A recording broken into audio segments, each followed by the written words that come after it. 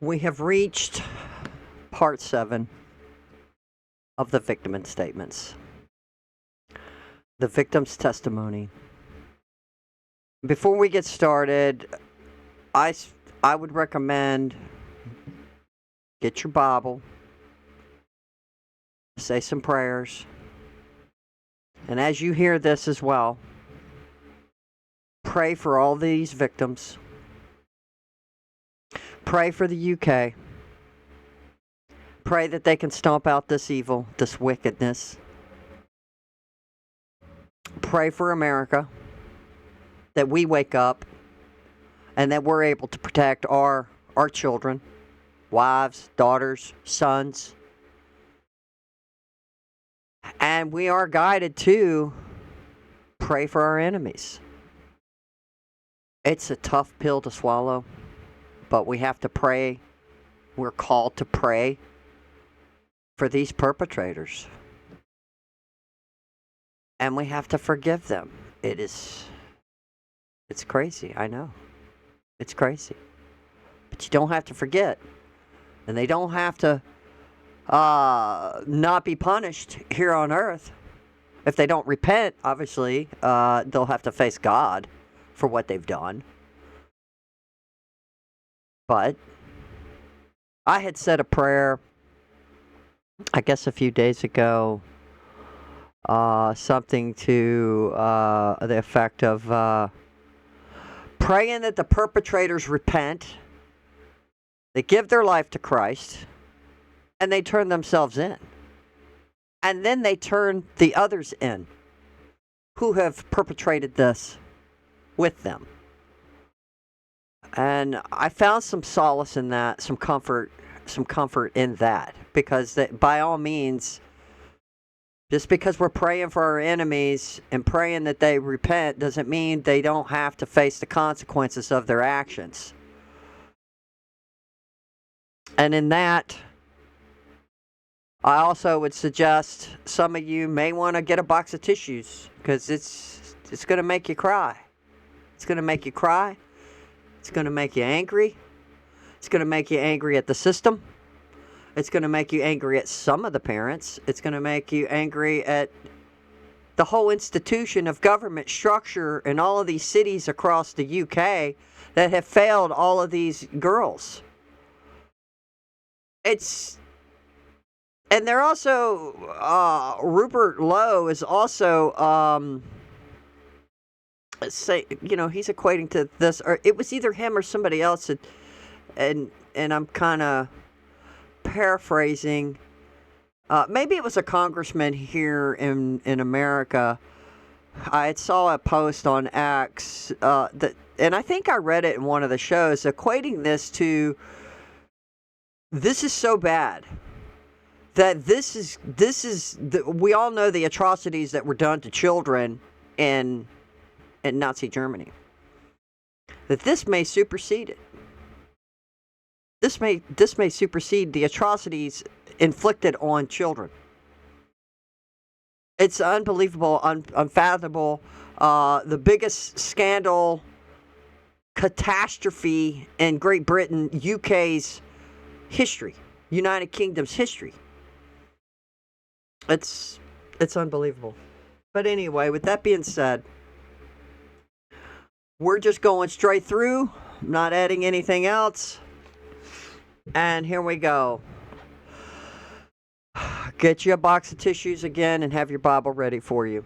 If you can't handle all of it, just stop, cleanse your mind, then come back. But this needs to be read. Everyone needs to know what these girls have gone through. There are thousands of survivors who could have provided evidence to our inquiry team. Below is a summary of some of the testimony provided by our brave witnesses who spoke at the inquiry hearings. Some of the witnesses have to remain anonymous for their own safety. Now, we had read Chloe in the first, on part 1. This is part 7.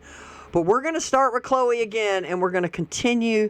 We're just going to continue down, because every one of them are important and every one of them need to be heard as many times as we can tell this this tragedy. Chloe. Throughout her early childhood, Chloe was popular at school, performed well academically, and enjoyed an active social life. Although her parents separated when she was young, she's described her early upbringing as relatively stable. Following the separation, full custody of Chloe and her older brother was awarded to their father, despite his alcoholism.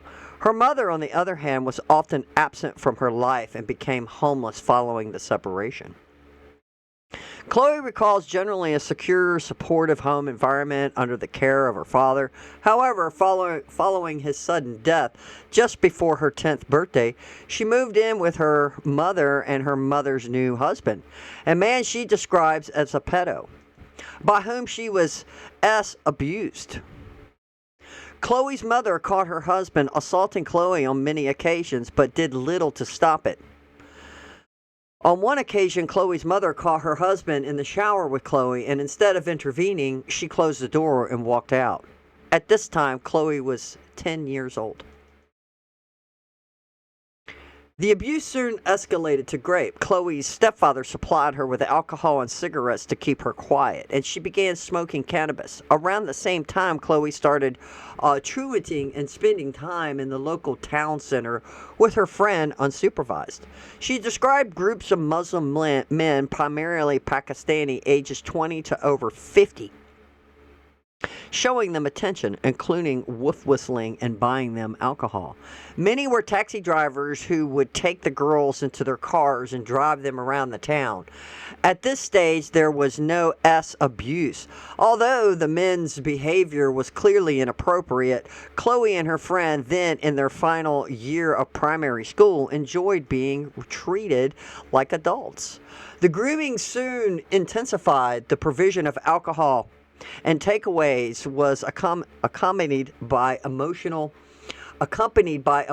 manipulation with the men, many of whom were related to one another, presenting themselves as sympathetic friends to Chloe. Chloe described the process as them mapping out, are you a vulnerable person? Physical contact, including kissing and massages, became increasingly common. Meanwhile, the abuse by her stepfather at home worsened, and her mother was all but absent as a guardian. At this time, Chloe had an aunt and uncle who lived nearby, and she often sought refuge with them. She had spent holidays with them during her earlier childhood and felt that she could trust them. On one occasion, she had visited them while truanting before returning home and spending the day there while her mother and stepfather were at work. To Chloe's surprise, her uncle arrived at her house unannounced, and an hour later she invited him inside. After a brief conversation, Chloe's uncle assaulted her. Chloe resisted, and he relented and left. She told her mother about the assault, and her mother reported it to the police. The police accused Chloe of lying, and no further action was taken. Until this incident, she had regarded her uncle as one of the best people in her life. Afterwards, there were no adults after that Chloe could confide in or seek support from. Increasingly isolated, she became more deeply involved with the groups of Muslim men she encountered in the town center. One evening, sorry about that. I had a happy mouse. One evening, Chloe's friends suggested that they travel to a nearby town where one of the men had a hotel room. They were picked up by the man, who was drunk and under the influence of drugs, and taken to the hotel, when they arrived, hotel staff saw them, but did not intervene. In the room, the girls were given a potent strain of cannabis, which left Chloe, then 11, absolutely smashed. Chloe's friend was taken into another room by a group of men, and Chloe was groped by the man who remained. Chloe resisted, and he hit her.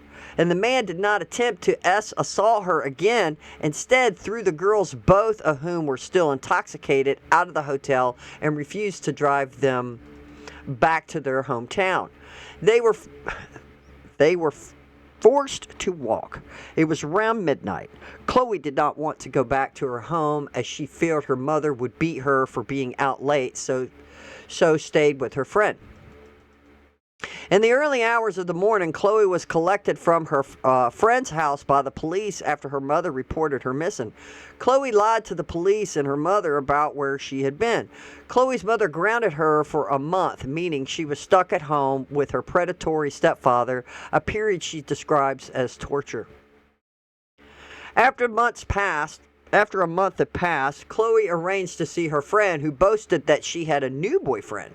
Chloe left the house to meet her, and the girls were picked up by the boyfriend, who was in fact a 25-year-old Indian man. Initially, Chloe thought the man was nice, posher than the other men she had met in the town center. He took Chloe and her friend to a shop where he purchased a bottle of vodka before picking before picking up one of his friends and taking the girls to a secluded location. During the journey, the men began persuading the girls for S. Pressuring the girls for S. Chloe refused, stating that she was on her period. But the men replied that it didn't matter. Night was falling when they arrived, and the boyfriend took Chloe's friend out of the car, leaving Chloe alone with the other man. He proceeded to grape her on the back seat. This incident took place in 2003. Now, in 2022, Chloe took the two men to court, but neither were found guilty. From this moment, Chloe's life spiraled. At 12 years old, she began drinking heavily, smoking large amounts of cannabis, and taking harder drugs, including ecstasy. Anything to block it out of her mind. She would drink before school just to get through the day, and her attendance dropped significantly. She and her friend would spend school hours in the town center walking about until somebody picked them up in a car. Somebody brought them alcohol, or somebody gave them drugs. There were times when Chloe would be missing up to 3 days, during which time she passed between taxis, drugged, abused, and raped. In every case, the perpetrators were Muslims and primarily Pakistanis.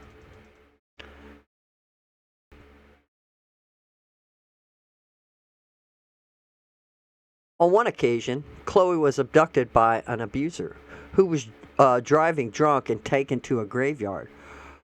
He gave Chloe, still 12 years old, whiskey before forcing himself on her and raping her.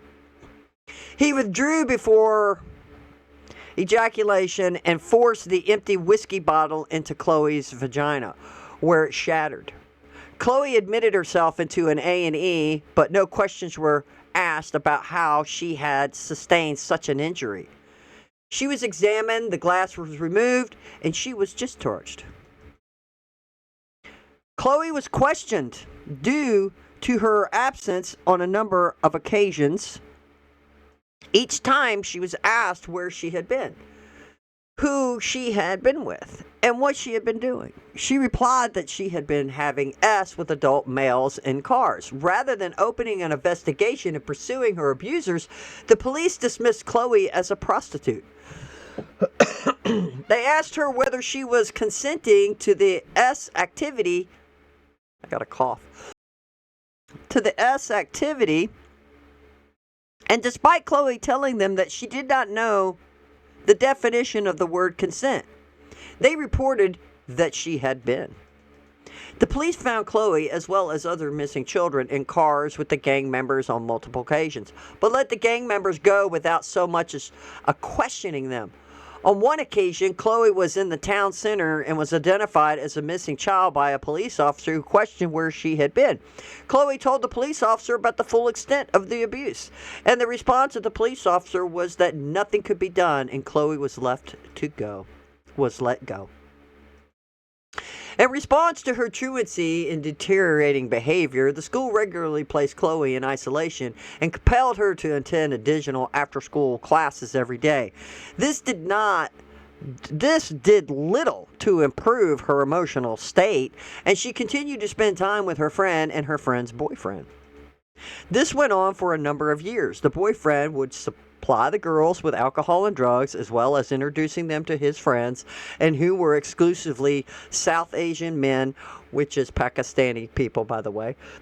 On one occasion, he took the girls to his place of work, a textile factory, where he raped Chloe. Following this incident, Chloe stopped spending time with the friend who, up until this point, had accompanied her throughout her exploitation.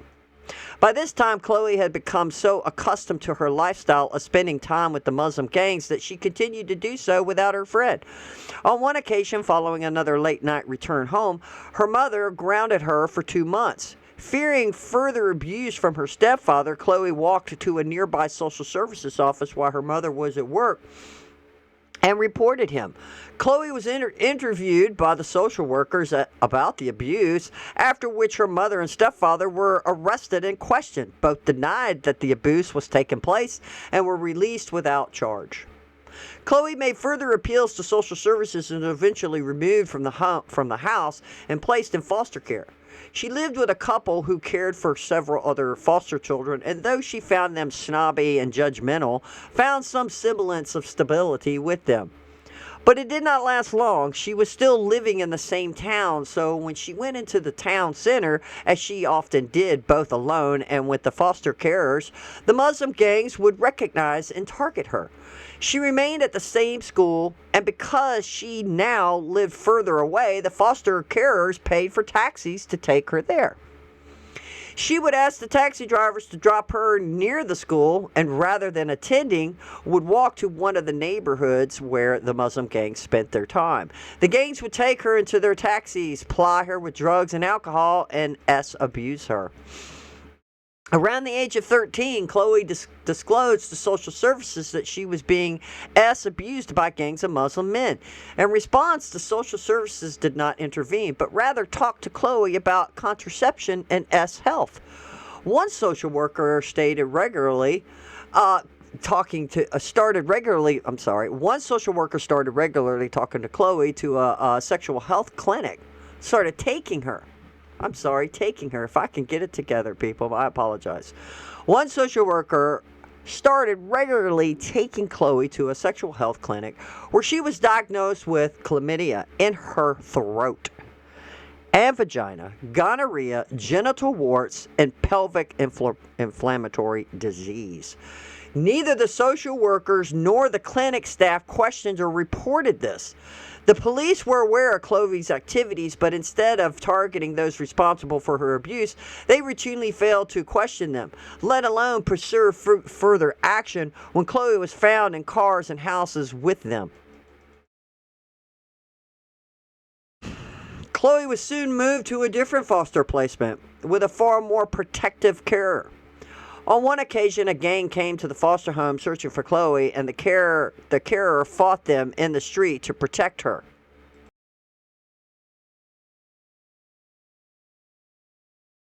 Around the time Chloe turned 14, a social worker approached her about her ongoing exploitations.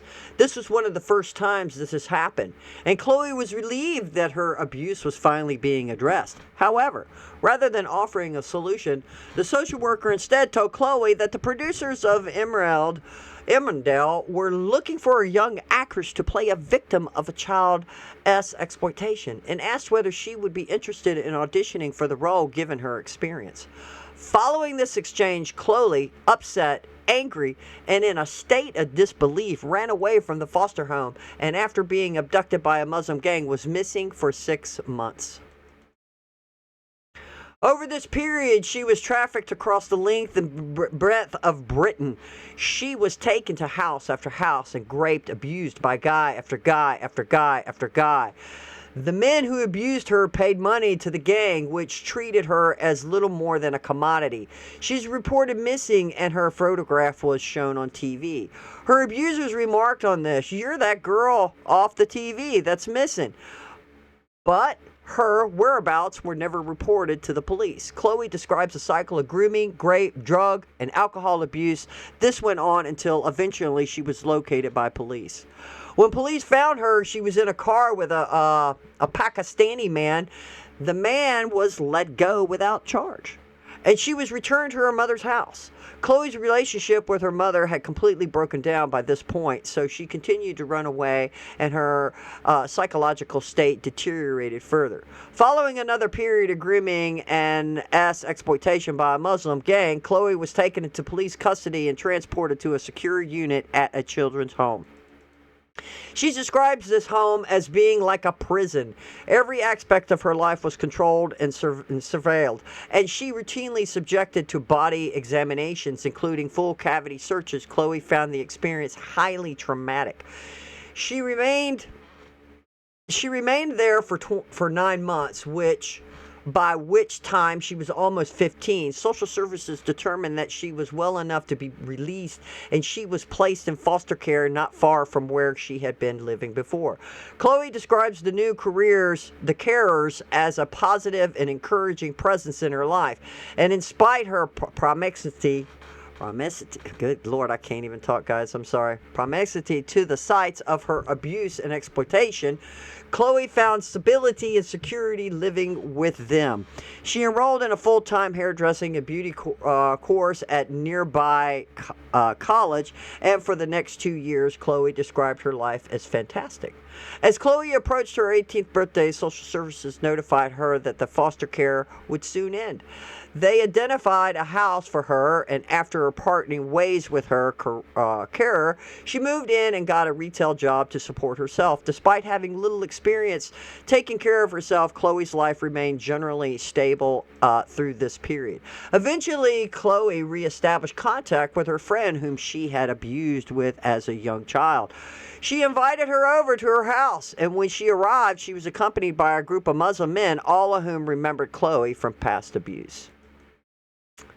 Immediately, Chloe's life was thrown back into chaos. The men refused to leave, and, in Chloe's words, it was no longer my quiet little house. It was their house. They smashed windows, kicked in doors, left the house an absolute wreck, and Lee abused Chloe.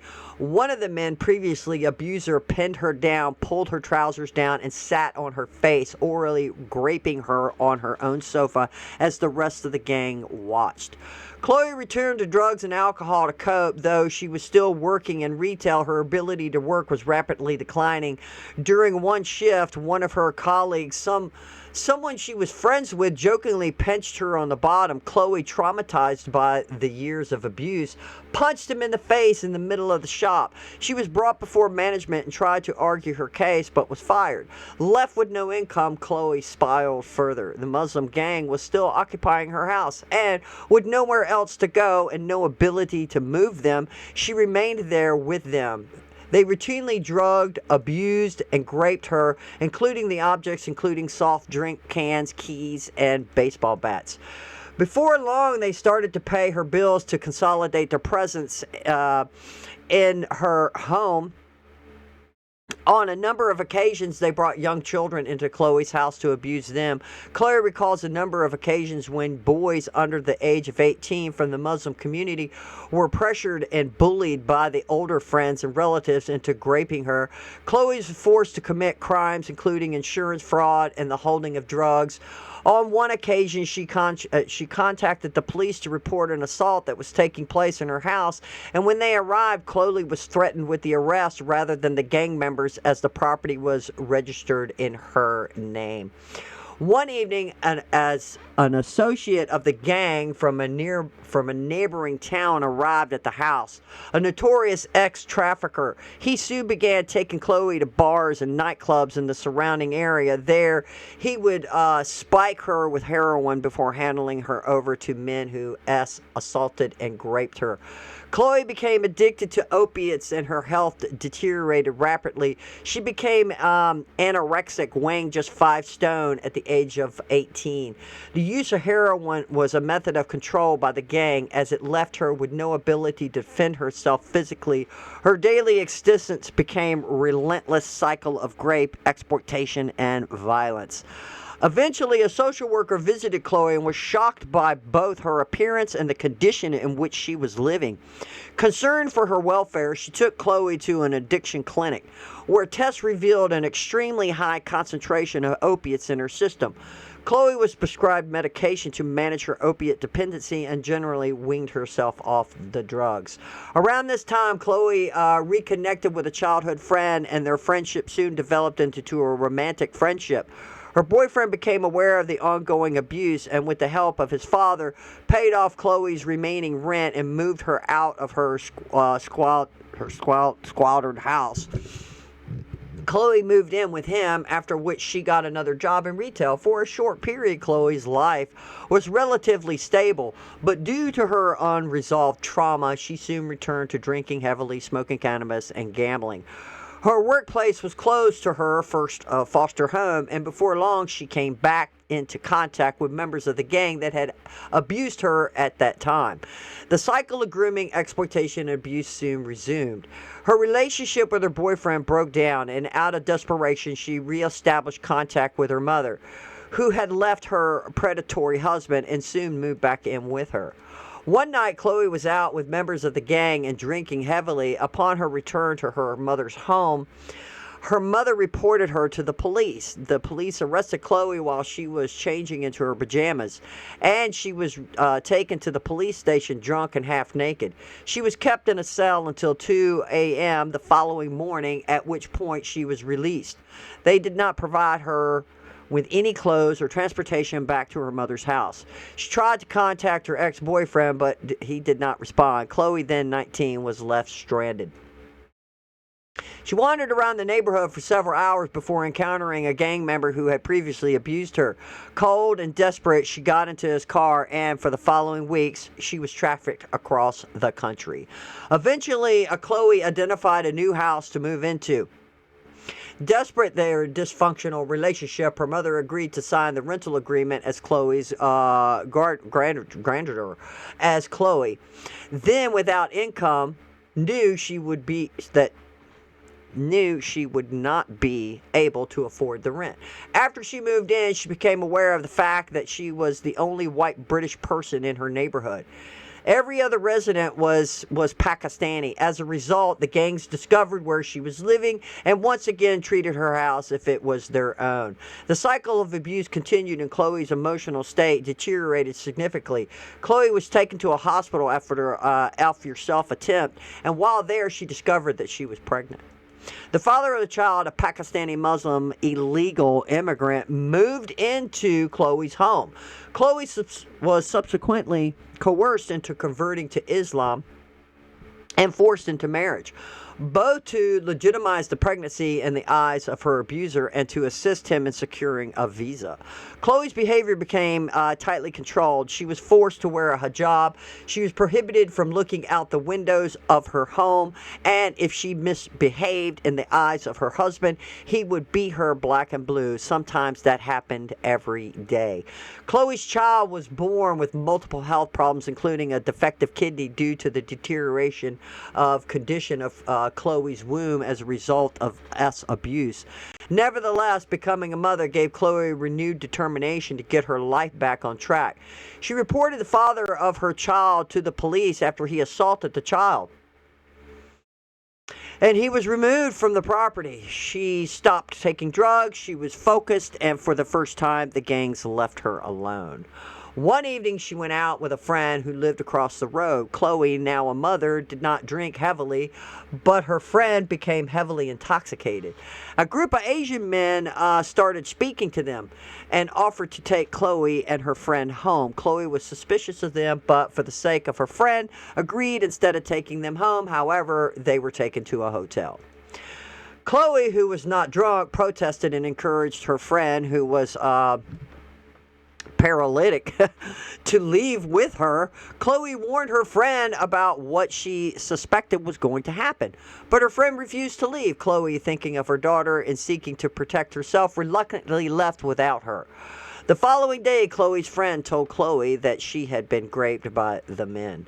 This incident represents a turning point in Chloe's life. She decided that she needed to leave her hometown for good and get as far away from those Asian men, Pakistani men, as possible.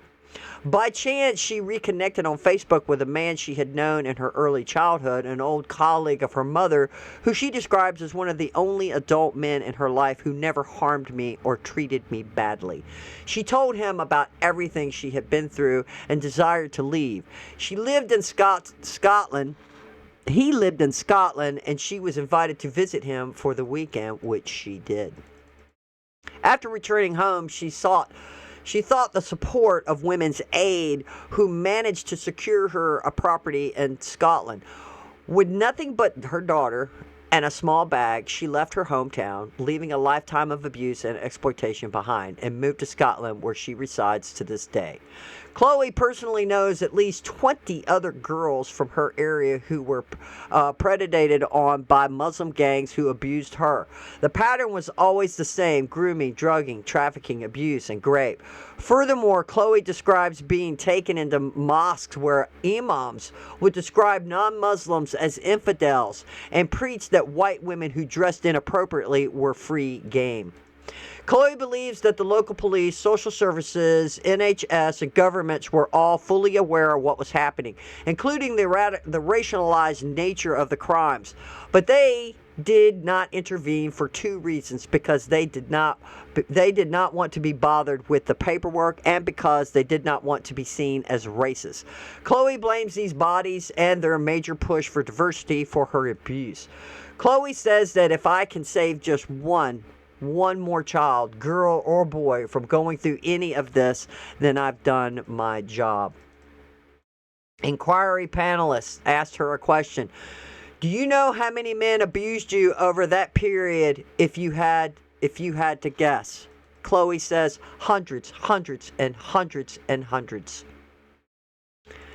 Fiona grew up in a highly abusive household marked by domestic violence, severe emotional abuse, and repeated off-yourself attempts by her mother, which Fiona witnessed. Despite exceptional achievement, academic ability, she developed serious mental health difficulties, self-harm behaviors, and off-yourself intentions from a young age. After escalating abuse and failed disclosures, Fiona entered a care at the age of 13. She was placed in children's home that had already been identified as high risk for exploitation in a television documentary prior to her arrival.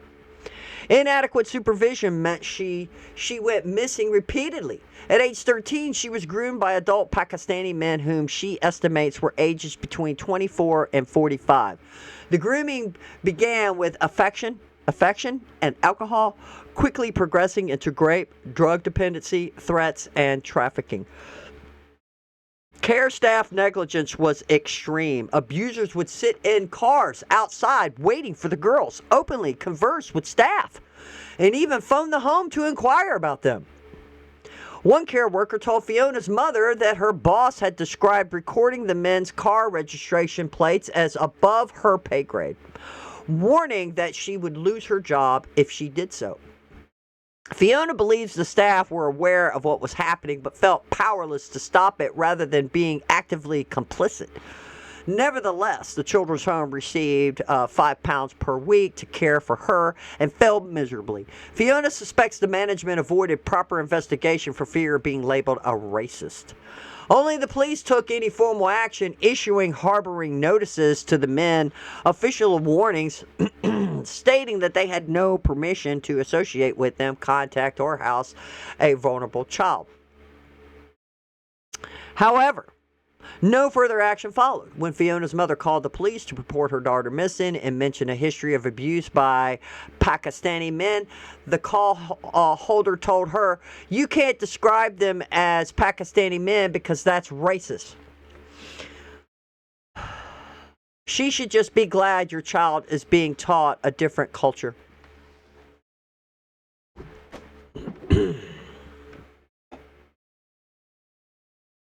On one occasion, a police officer returned Fiona to the house where the abuse was occurring and told the men to have fun with her. On another occasion, police instructed the abusers that if they could persuade Fiona to sign herself out of care, the police would stop bothering them. The gang then tried to convince her to do so, intending to traffic her to Kashmir. She was only prevented from leaving the country because she did not have a passport. Between 2008 and 2012, Fiona was repeatedly raped by multiple men connected to organized grooming networks. She was often kept in a house known as a party house, where between 10 and 20 men would attend at one time. On one occasion, she was encouraged to bring her friends because the owner had relatives visiting from Birmingham to celebrate Eid and expected girls to be there. Within the house, the girls were routinely referred to as white slags, while the men wanted Pakistani girls to be kept pure for marriage. The gangs reportedly discussed fears that the English Defense League, EDL, would arrive armed, so they kept baseball bats for protection. They also allegedly spoke at attending EDL demonstrations with weapons. Fiona not only trafficked and raped across multiple cities in the UK, but was also forced to traffic drugs. Drugs, intimidation, and violence were used to control her. She was made to clean up the knives from the scenes of 2 fatal stabbings. She was present during a shootout. Her abusers bragged to her that they hid dead bodies in a certain location. A few days later, Fiona recalls the news reporting on a body being recovered from the same location that the abuser had disclosed to her. As a result, threats of violence carried enormous weight. At 14, Fiona was abused by a man known as Rambo. He had entered Britain illegally in the back of a lorry. Previously castrated in Pakistan as punishment for child abuse. He had then fled to the Philippines, where he allegedly attacked multiple women and children with a large knife. The origin of his nickname: Rambo was taken in a room with 2 girls and subjected them to extreme torture. This case illustrates that in some instances, the abuse of children was driven more by humiliation and control than by gratification. At 15, Fiona became pregnant while in a mixed-sex care home. Her son was later removed and adopted due to the ongoing exploitation risks. Yet Fiona herself was left in the same dangerous environment. The abuse continued into her adulthood and only stopped when she turned 18, leaving her with a profound physical and psychological trauma, including PTSD, substance dependency, and long-term health damage. Fiona states that the greatest harm came not only from the abusers, but from the institutional disbelief, neglect, and punishment that actively enabled the ongoing exploitation. In total, she estimates she was abused by between 50 and 100 men. Of those, only 2 were not Pakistani. Fiona: I was beaten regularly, I was drugged, filmed being raped, and the footage was distributed. I sustained broken bones, facial injuries, and severe trauma. I was subjected to racial abuse in the community and blamed by families of perpetrators. Michelle was physically abused in childhood by both her mother and stepfather. Her mother had multiple partners throughout Michelle's childhood, many of whom also abused her, some essily. She believes this early experience created an association between abuse and love, leaving her particularly vulnerable. From the age of 13, she was groomed by 3 adult Pakistani brothers who supplied her with alcohol, cigarettes, drugs. She was raped while intoxicated, including one occasion when she was taken upstairs while her sister tried to intervene. Because of her upbringing, she thought this was normal, that they were her boyfriends, and that they loved her. She would go missing for extended periods and was subjected to repeated daily abuse. The perpetrators would collect her from school, her home, public places, using threats of violence to coerce and control her. At age 14, she was gang raped and beaten by 3 men who had locked her in a house. She was left covered in cuts and bruises, which alerted a friend. The friend told her own mother, who then contacted Michelle's mother. The police were called, but they claimed that there was little they could do without more evidence. One of the gang members later forced Michelle to go to the police station with him to retract her statement. The police accepted him as her appropriated adult.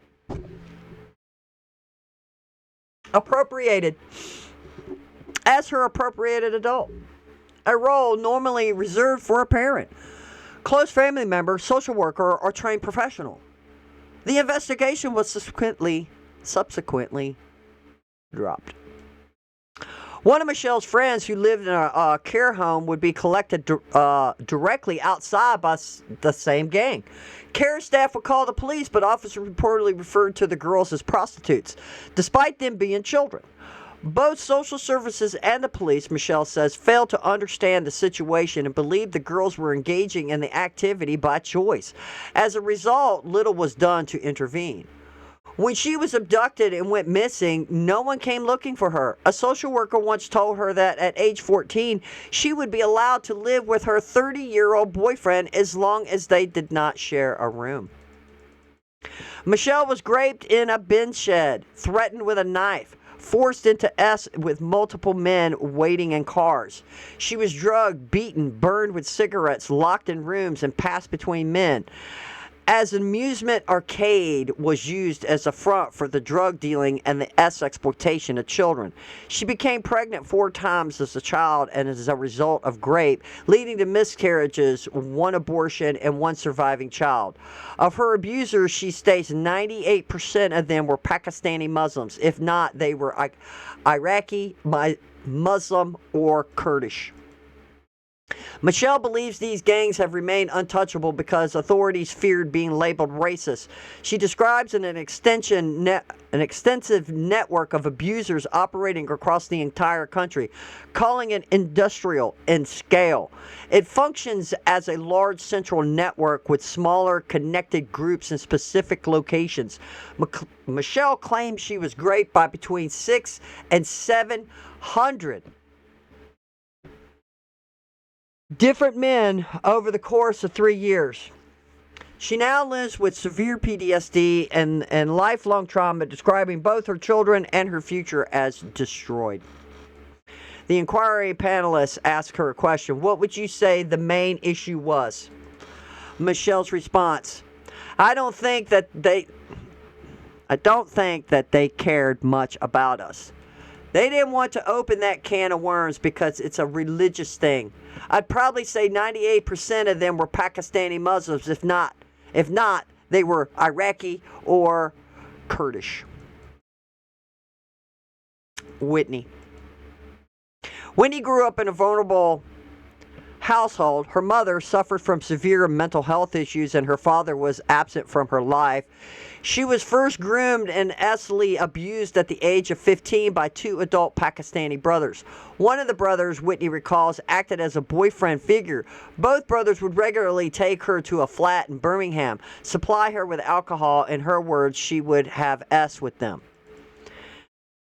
Their interactions with Whitney soon turned violent. They began beating her and on one occasion held a hot iron to her face. Whitney recalls that the brothers stopped contacting her after they arrived at her house to collect her and found all of her uncles sitting on the wall outside.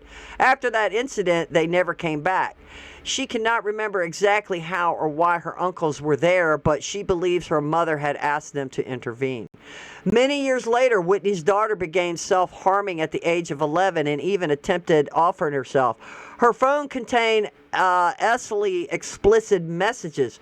Whitney's daughter told her that there was a S room at schoolroom by the older boys. Deeply concerned for her daughter, Whitney contacted social services. They offered little support beyond talking through the problems. In one instance, social services accidentally sent her 6 other children's case files instead of her daughter's, which left her deeply distrustful of their ability to help. Whitney's daughter was coerced into sending astral images, which was then circulated across multiple schools, the local community, and eventually the internet. This led to her receiving unwanted attention from adult men, various ethnicities, and from multiple countries. From that point on, Whitney's daughter began going missing regularly. These disappearances were directly linked to the S demands and exploitation by older boys and adult men.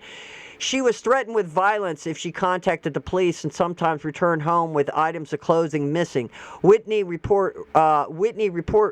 repeatedly reported her concerns to the police and social services, clearly stating that she believed her her daughter was being vastly exploited. Police responses were often delayed, statements were not taken, and investigations were closed without further action. Social services refused to relocate the family, downgraded the risk level, and eventually closed the case despite ongoing exploitation.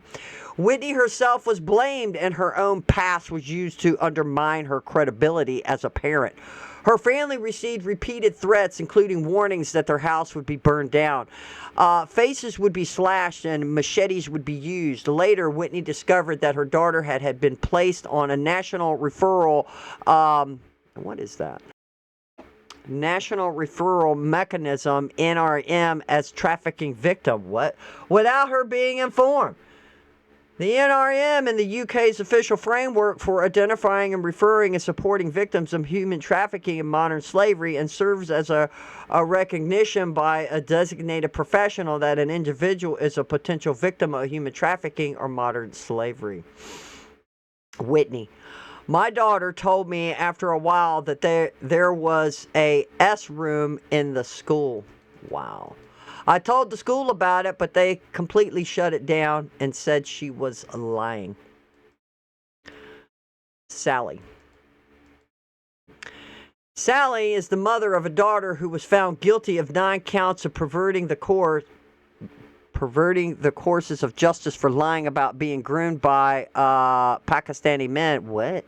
Gang, and sentenced to 8 years in prison. Despite this, Sally believes there is evidence to suggest her daughter was a genuine victim of the gangs. Wow. Wow. What? Preventing? I said perverting. What? 9 counts of preventing the course of justice for lying about being groomed? Well, let's find out. Was she lying?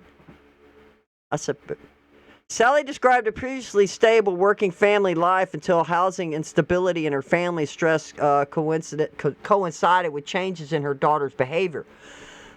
The house the family were buying fell through, but they had already moved out of their family home and all their possessions were in storage. A family friend was able to rent them a part-renovated property on a short-term basis, but it was not ideal for a family with 4 children. It was only meant to be temporary, but the family ended up staying there for 10 months. Her daughter began making up stories, such as claiming her mother and stepdad were going away and leaving her to look after the 5-year-old brother at school. This resulted in school involvement in their family life. The stress the household was under led to arguments that brought in both the police and social services. After leaving school at 16, Sally's daughter began working at a local pub. On one occasion, she was invited to a party. Sally received a call later that evening from one of her daughter's friends saying that her daughter was lying on the pavement outside the property. If Sally couldn't pick her up, they were going to take her to the bus stop and leave her there, as she was making too much noise. When her mother found her lying on the ground, she was making a horrendous wailing sound and kept saying not to touch her. Her mother recognized that something was seriously wrong and took her to the hospital. Sally's daughter told the nurse carrying out the examination that she had been sexually assaulted. The hospital notes recorded that her genitals were swollen and red. The hospital reported the incident to the police. Sally's daughter then received threats via Snapchat, became scared about the outcome of the case, and withdrew from the process. Around the same time, social services closed on the case, and Sally believes her daughter did not want to invite more trouble into the household. It later emerged into court that they all had been smoking cannabis. Sally believes her daughter had participated and that something had happened to her, but she was found guilty of lying about being raped.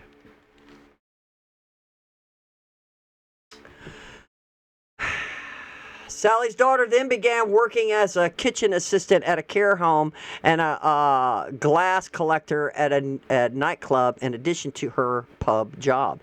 After turning 18, she was able to work behind the bar at the nightclub, where her behavior began to change. She would return home with cuts and bruises. On one occasion, she came back with a black eye and said that there had been a fight in the nightclub and she had been hit accidentally. She appeared more tired and distressed than usual. Sally began to notice that her daughter's phone would ring regularly with Pakistani men's names appearing on the screen. When she asked about them, her daughter tried to hide the calls. The bar manager stopped her daughter from working on the main floor because she was small and they struggled to keep track of her. They also ensured she was always paired with an older member of the staff, as the Pakistani men would harass her if she was working alone. One Pakistani man gifted her a gold chain. Sally's daughter began saying she wanted to move away from home. She had regularly traveled to a nearby town by train. Sally would pick her up and drop her off at the station, and she never appeared to have been drinking or using drugs. One day, Sally returned home to find her daughter had left with her possessions and was ignoring her calls. She had told work colleagues that she had moved because her stepfather was harming her, but this was not true. After a few days of investigation, Sally managed to find where her daughter had moved to. And when she arrived at the flat, she found her daughter with two police officers to whom she was reportedly an allegation of rape. When her daughter handed in her phone as evidence, the police found hundreds of messages from Asian men, Pakistani men. They believed she was being groomed, and she was later found guilty of lying about the rape she had reported. Over the course of the following years, Sally reported her daughters missing 39 times. She would often turn up in various towns across the region, battered, bruised, intoxicated, or on drugs. She was usually without underwear and spent increasing amounts of time in the hospital. One police force made a referral to the NRM, believing she was a victim of trafficking. Another police force repeatedly arrested her and seized her phone, which meant the referral agency could not contact her as her number kept changing. One incident involved Sally's daughter being locked in a room above an Indian restaurant with the man refusing to let her leave. The police ignored it, believing she was lying. Another incident involved a Pakistani man following her, trying to grab her and take her away. Thankfully, she was with her sister and friends, who quickly put her in a taxi and sent her home. That same man was later arrested for breaking into a woman's house and essentially assaulting her while she slept. Nevertheless, the police still insisted Sally's daughter had been lying about the earlier incident. The police believed she had a mental health condition and was deliberately self-harming and putting herself in dangerous situations. They wanted to have her sanctioned, but a doctor disagreed, noting that she still had capacity. Another incident involved a different Pakistani man who refused to leave Sally's daughter's flat. Police told him to leave but asked no questions. He left behind a Bolshevik, yet the police showed no interest despite him carrying it while visiting a young woman. After her flat door was kicked down in yet another incident while she was missing, she returned to her mother's home. What is that? Okay, that's what a balaclava is, guys. It looks like something like this. I just had to look it up because I was like, what the heck is that? There it is. So he left one of those behind. Yet the police showed no interest despite him carrying it while visiting a young woman. Wow. So he had it with him. After her flat door was kicked down in yet another incident while she was missing, she returned to her mother's home. Sally's daughter later explained that she had moved away to keep her family safe. She claimed that she had been told that if she did not do as her abusers said, that they would harm her brother, rape her sister, and firebomb the house. She had lied to her colleagues about her stepdad to avoid bringing repercussions on the family. She went missing again. The police stated that they believed she was making the whole thing up and injuring herself. So they charged her with preventing the course of justice. Part of her bail conditions required her not to leave Sally's house. The following week, her daughter attempted offing herself by overdose. She went missing one final time and was found in a field with injuries to her head and ear and severed finger. and numerous cuts and bruises. Oh my God. Following this, she wrote a post on Facebook alleging that she had been a victim of grooming gangs. The post went viral. Within a half an hour, the police arrested her and she was sent to prison. Following her daughter's conviction, the family experienced sustained harassment and intimidation, particularly from one Muslim man. Sally reports repeated failures by the police to protect them. She believes her daughter was a vulnerable young woman who lied at times but was nevertheless groomed. Marlon is the father of a daughter who was repeated victim of grooming as well as being repeatedly failed by the authorities. Marlon reported his 14-year-old daughter, Scarlett, missing a number of times because she was being groomed and exploited. The police informed social services that what Marlon was doing was appropriate as he was acting to safeguard his daughter. However, social services did not accept the police's assessment and instead drugged out the investigation for 3 months. During that time, his daughters disclosed concerns to her school, which resulted in social services attending Marlon's home. While his daughter was presented there, they told him that if he tried to stop her from leaving the house, she could call social services or the police. Social services undermining his parental authority resulted in her missing episodes escalating dramatically. Social services effectively gave her permission to go missing, and the case was then closed without meaningful intervention. Marlon placed a formal complaint to social services stating that he was struggling to cope with his daughter's missing episodes. I don't know, why do they call it episodes? The social worker assigned to him following his openly stated to him that they were only taking the case because of his complaint. This made him feel like the problem rather than a parent concerned with safeguarding his daughter from abuse.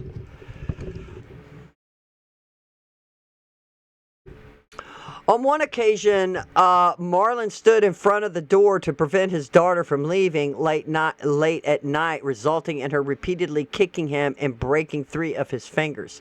He reported this to social services, who simply stated he should walk away when she becomes violent.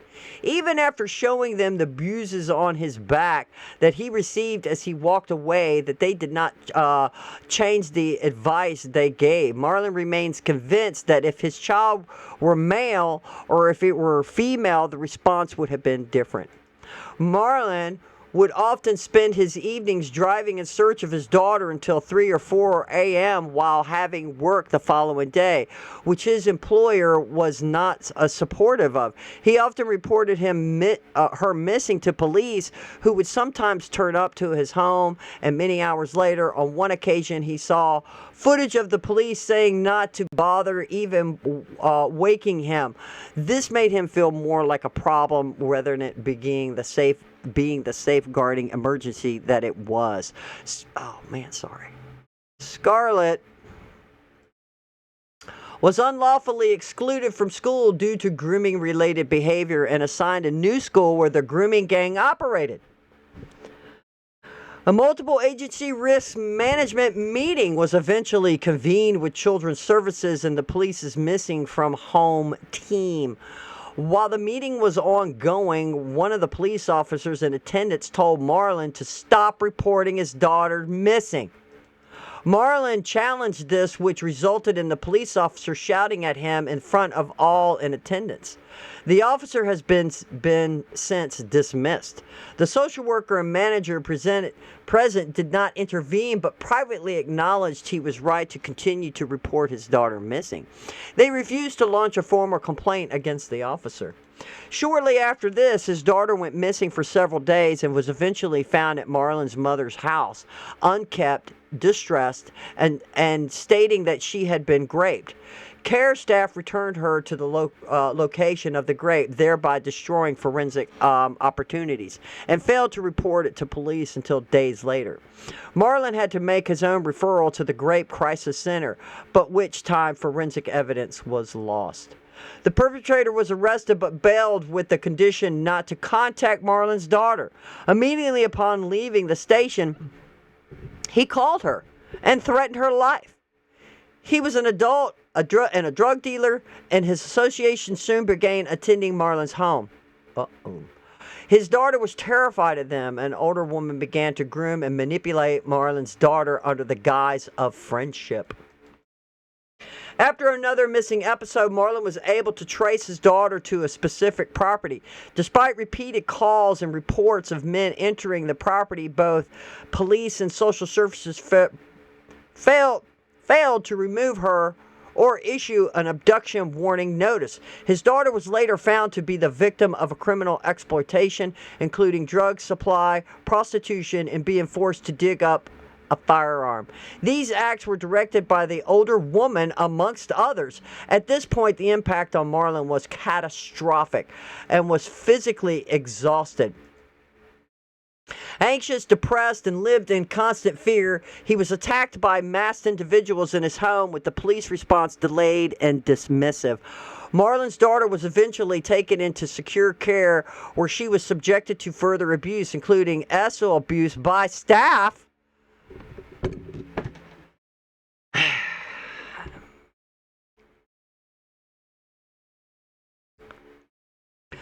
staff and other children, neglect, and safeguarding failures.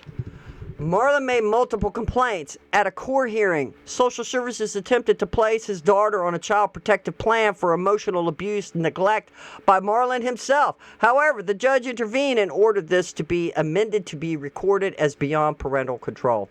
Marlon's daughter continued to be moved between unsuitable placements. She was groomed repeatedly, trafficked, forced into drug supply, and raped by adult men. She became pregnant as a result of the rape. The handling of her termination by professionals were traumatic and negligent. Police later charged Scarlett with intent to supply Class A drugs. Despite her being a victim of trafficking on the National Rifle mechanisms, Scarlett was placed in a unit run entirely by male Muslim staff. Oh my God. Where she was groomed again. Racist, abuse, and extremist comments were made to her. Marlon again raised concerns which was ignored.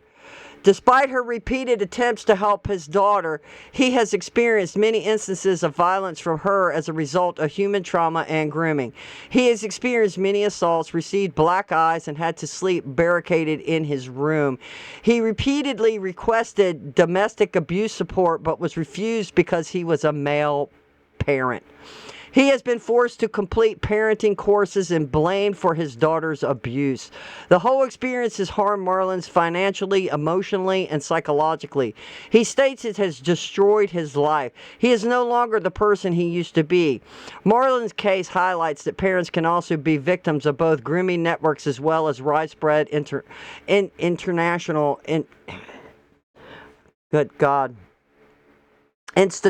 failure.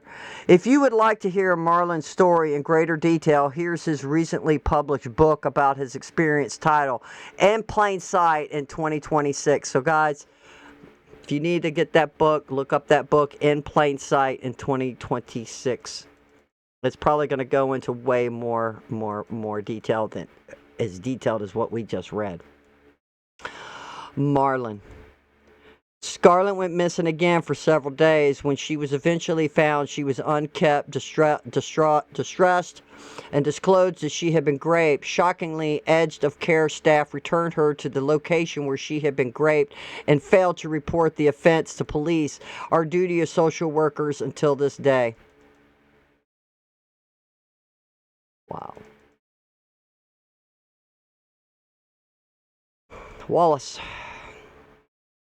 Wallace's earlier childhood in Scotland was marked by poverty, instability, and lack of consent adult protection. His mother suffered from mental health and substance misuse problems. She struggled to comprehend the situation she put her son in and often failed to intervene, which allowed Wallace's abuse to continue. Wallace's mother psychologically and emotionally abused him throughout his childhood. From a young age, adult men moved in and out of his life, and he was encouraged to refer to them as dad or uncle. This made it seem normal that adult men would be around him as a child. He was moved around many different home environments and learned to accept situations without question. His earlier experiences made him believe that adults could enter his personal space without consent, that fear should be tolerated, and that he had no control. Wallace's earliest memory of abuse occurred when he was 4 or 5 years old, when an adult man came into his bedroom at night and got into bed with him. He could not identify who it was, but instinctively knew it was wrong. His main abusers were his mother's partner and the partner's brother, who both exercised authority over Wallace and were treated as trusted adults. They were connected to a biker group in the area. Not only members of the group were involved in the abuse, but a core group of men were. Wallace recalls being taken to a particular house where multiple men were present, and it had a dark atmosphere lit by candles, possibly snake-shaped candle holders placed near the fireplace. The setting felt deliberate and staged. Multiple adults were sitting around watching him, which instinctively made him feel unsafe. He was led into a bedroom, restrained and raped by an adult.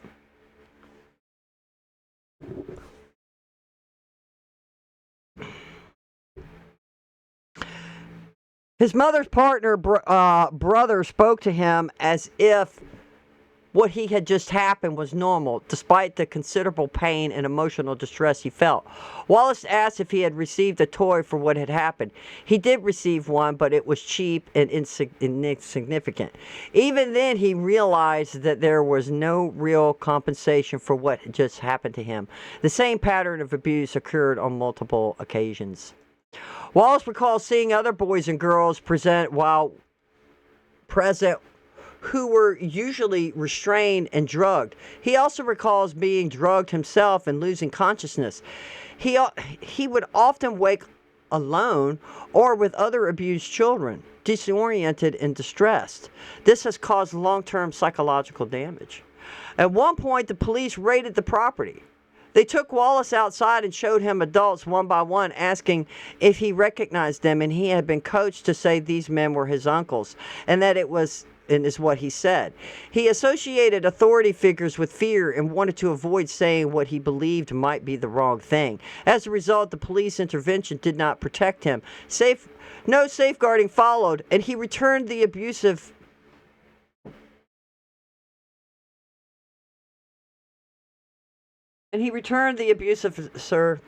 abusive environment. He returned to the abusive environment. The signs of abuse were there and only reinforced Wallace's view that speaking out would not lead to safety. As an adult, he eventually attempted to report what had happened to him, a disclosure which took years.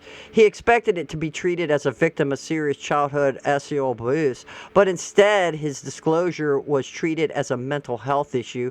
He was asked to provide psychiatric and mental notes before any proper investigation would take place. My God. A lack of seriousness from the authorities resulted in Wallace's statements being recorded properly. Due to this experience, he made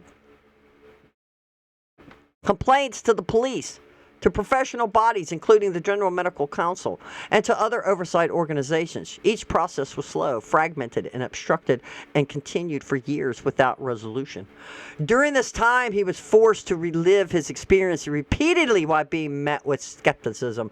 At no point was he well being considered, which further compounded his trauma as he once again felt dismissed, disbelieved, and unprotected.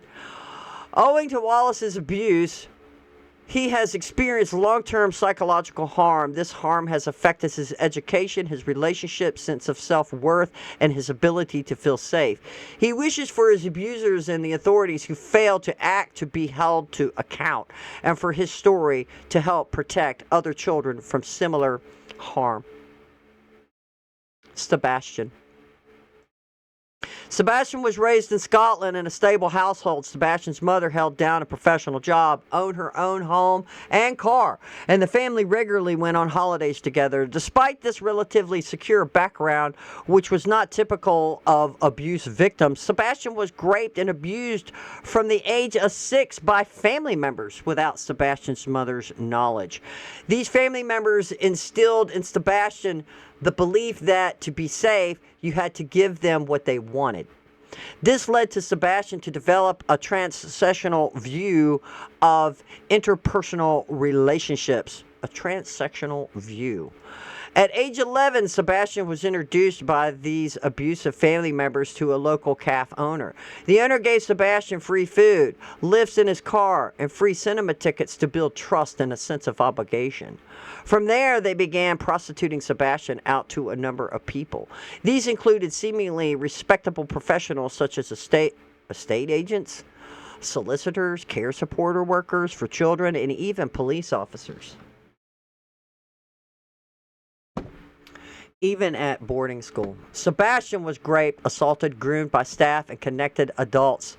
With Sebastian's injuries often ignored by medical professionals, all of Sebastian's abusers were white British. What? Well, in adulthood and during the final years of the abuse, Sebastian became aware of the wider operation of the grooming networks, both in a quiet rural area and in the city. At the age of 40, Sebastian was finally able to escape a cycle of abuse that had lasted for nearly 4 decades. Following years of abuse, Sebastian, born a biological female, okay, this explains it, transitioned to the opposite sex and now identifies as a trans male. So Sebastian was a woman all the time, ladies and gentlemen. Let's see. Sebastian's transitioned socially at 41 and medically at 48. Good Lord. However, when describing the abuse experience as a child, it remains important for Sebastian to recognize that these events occurred while living as a girl and perceived as such. Sebastian acknowledges that this transition was, at least in part, a consequence of the abuse experience and feels safer for further abuse when presenting as a man. Sebastian recognizes the profound impact trauma can have on a person's life and believes that different people find different ways to cope. For some, that many mean choosing a particular career or relationship or making unhealthy choices by using substances or alcohol. For Sebastian, transitioning and finding peace in being SAB became the pathway to recovery. Sebastian describes healing from trauma as a form of transformation. For Sebastian, that transformation was involved in a change of personal identity and finding a sense of safety never known while living as a woman.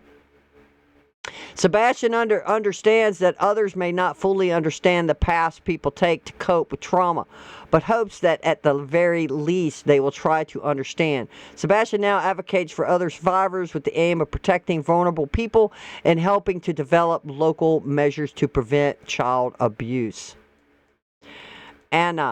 Anna was raised in a stable, middle-class household with both parents present. She first experienced abuse at the age of 13 by perpetrators who was almost 18, whom she met through friends. She began their interactions with what is known as love bombing and complimented her, massaged her regularly. Okay. Offered to buy her gifts and alcohol, requested for photographs of her, and discussed a meeting up. They arranged to meet at a local bus stop and go into town. At the last minute, he changed the plan and asked Anna to meet him at the end of the path in a nearby woodland. Upon arrival, his demeanor was cold and aggressive. He demanded that Anna perform oral you-know-what on him and threatened to tell people she knew that she had sent him explicit photographs and that they had already had S. Feeling threatened and fearful, she complied. Unbeknownst to Anna, he had covertly recorded the incident. A few days later, multiple men added her on Snapchat. And began mocking and taunting her. The perpetrator himself sent Anna the video, laughed, and told her he had shared it with his boys and brothers. Leaving her feeling humiliated, fearful, and traumatized, Anna reported the assault to the police. But despite explaining the coercion and the threats, the case was closed with no investigation into the creation or distribution of sexual abuse material. Rumors spread rapidly among Anna's peers, and she was mocked and insulted in public. A year later, Anna encountered 3 Muslim brothers through a friend who was already being groomed and abused by them. They supplied her with alcohol and cigarettes in a public park and waited until she was heavily intoxicated before they began assaulting her. One of the brothers pulled her behind a tree and groped her chest despite her repeated refusals. When she tried to flee, he pushed her violently against the trees, causing her to hit her head and suffer a concussion.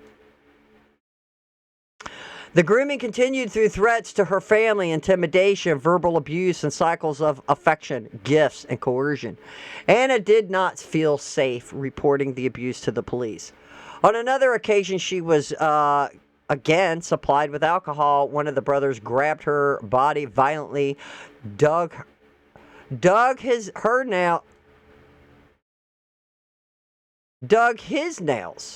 fingernails into her, and yanked her underwear repeatedly while laughing. Anna cried silently, feeling powerless to stop the assault. Afterwards, she tried to cut contact, but one of the brothers located her and banged on the doors, shouting while she hid inside until he left. Out of fear, she complied with further demands to meet the brothers, resulting in more assaults. There was a period of nearly 4 years before any trial was held, largely due to the COVID-19 pandemic. The perpetrators used this time to spread rumors portraying the abuse as consensual and to boast about the assault. In the courtroom, the abuse and the intimidation continued. They pulled faces, pointed and laughed at her, and made rude remarks about her appearance. This behavior was not addressed by the court.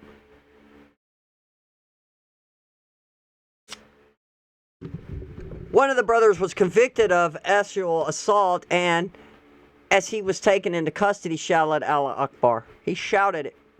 At the sentencing, the brother's sister shouted abuse at Anna, threatening her, and later breached her anonymity online. She blamed the jury, stated that they were all white. She was eventually arrested and charged with malicious communications. Anna states that there is a broader failure to confront the role of ethnicity, religion, and cultural dynamics in organized sexual exploitation due to fear of accusations of racism. Anna. As he left the dock to be taken down to custody, I was literally verbally assaulted by his sister, who shouted Allah Akbar. Tyler was introduced at the age of 12 to older men through her friends, many of whom were adult Muslim men. They began giving her lifts home from school, sometimes in black cabs and sometimes in their own cars. Tyler saw the men buying gifts for her friends and initially wished she could receive some gifts too. On one occasion, instead of being taken to school, she was driven to one of the men's sisters' houses and taught how to cook Asian food. Well, probably that's Pakistani food, people. Her friend spent more time with the men, but because her parents expected her to come straight home after school, she had limited contact with them before the lifts. She notes that her friends were already doing adult things such as smoking, drinking, and going to clubs, whereas she still had more childlike dispositions. This dynamic continued for 3 years until she turned 15. When the abuse began, she started going with her friends to a restaurant run by Muslim men to help with deliveries. This escalated when one of the men who worked there, a 35-year-old Bangladesh man, kissed her, causing her to run away. The same man later raped her when she was 15. Because her friends were also being abused, Tyler believed it was normal and that the man was her boyfriend. However, when she walked on When she walked in on him with one of her friends, she realized this was not the case. After this, her behavior changed dramatically. She began skipping school and drinking heavily. During a family incident that led to police being called, Tyler's father mentioned his suspicions that she was being abused by Pakistani men. The police responded that there was nothing they could do because she had consented. Police were called on multiple occasions regarding the abuse of Tyler and her friends. They were continuously refused to take action. The only time they helped her was when a group of Pakistani girls called the police. Officers then returned Tyler and her friend home. Tyler believes that they only intervened on that occasion because they did not want to face accusations of racism, given the call came from the Pakistani women. By the age of 16, she had been introduced to many more men and was constantly harassed by them over the phone. Some men would initially appear kind and caring, leading her to believe that they were in a relationship, only to lure her into situations where she would be gang raped. They used a combination of false kindness, violent abuse, and alcohol to coerce and control her. Cars would stop in the street and demand that she get in. She would be raped and then taken to the next abuser. She claims that on some nights she was passed as too many as 10 different men and estimates she was abused by around 100 in total. One common tactic used by the gangs was to send taxis to pick up drunk girls late at night. The driver would pretend to stop at the shop for a drink, then drive off, leaving the girl behind. A group of men would then rescue her, only to take her to a pre-arranged house for rape gang. A number of women also played a role in directing girls to their abusers in exchange for gifts and money. These women would trap the girls in properties or use violence to coerce them. Tyler had witnessed shootings, had knives held to her throat, and a gun held to her head. The gangs used the death of one of the other girls as leverage, threatening that anyone who spoke out would be next.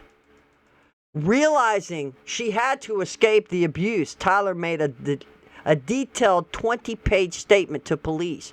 She provided the phone numbers of more than 100 Pakistani men and showed them messages in which the men threatened to rape her mother, beat her father, and burn down the family home. No investigation followed. Both her teachers at school and her GP were aware that something was seriously wrong, but did not pursue their suspicions further. Tyler, before they raped me, they would chant, "In the name of Allah, the most gracious and the most merciful." Marie. Marie was born in a maternity home for unmarried mothers and grew up with her mother and grandmother. Her mother was cruel and abusive. She would deliberately make Marie cry, touch her inappropriately, and behave violently. She would go into school with split lips, black eyes, bruising, and marks all over her body. She was never asked what had happened to her. She was not allowed to go outside, have friends, and was regularly called degrading names. Viewing her medical record as an adult, there were documented concerns from around a year old. There were notes of a rash down below, with question marks recorded.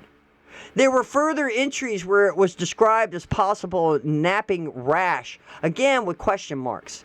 7 years later, a doctor made a note that she was a child of that should be kept an eye on. 7 years later, a doctor made a note that she was a child that should be kept an eye on. Okay. Her mother refused to discuss her situation with Marie in the room. The records showed that she had significant bowel and gynecological problems. Despite the signs of abuse, no safety guard actions was taken. From around the age of 7, Marie's mother's partner began grooming and actually abusing her. He would bring her presents and then teach her inappropriately. Marie said to him what he was doing was bad and she did not like it. He told her that her mother had told him it was allowed. Her mother would ask Marie how she got on with him, demanded that she had thanked him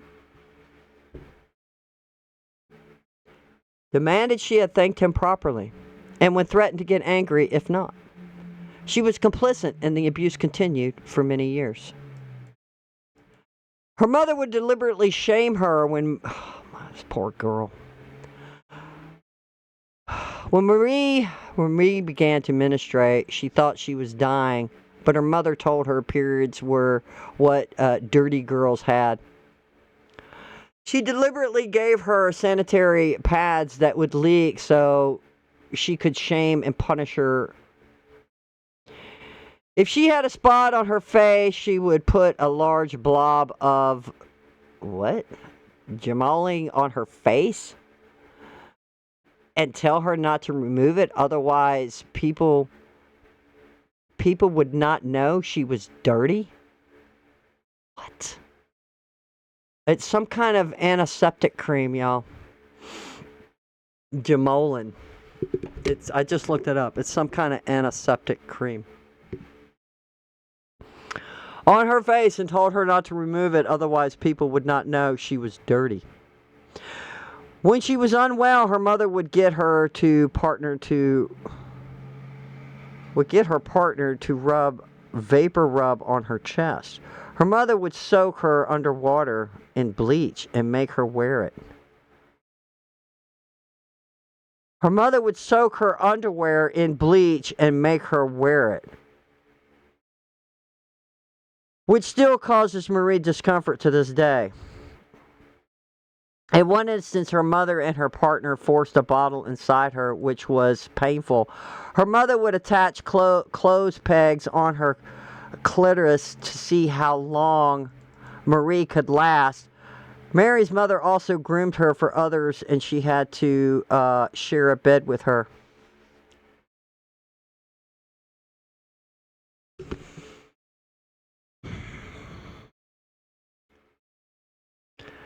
Marie was taken to another man's house by her mother's partner where she was raped.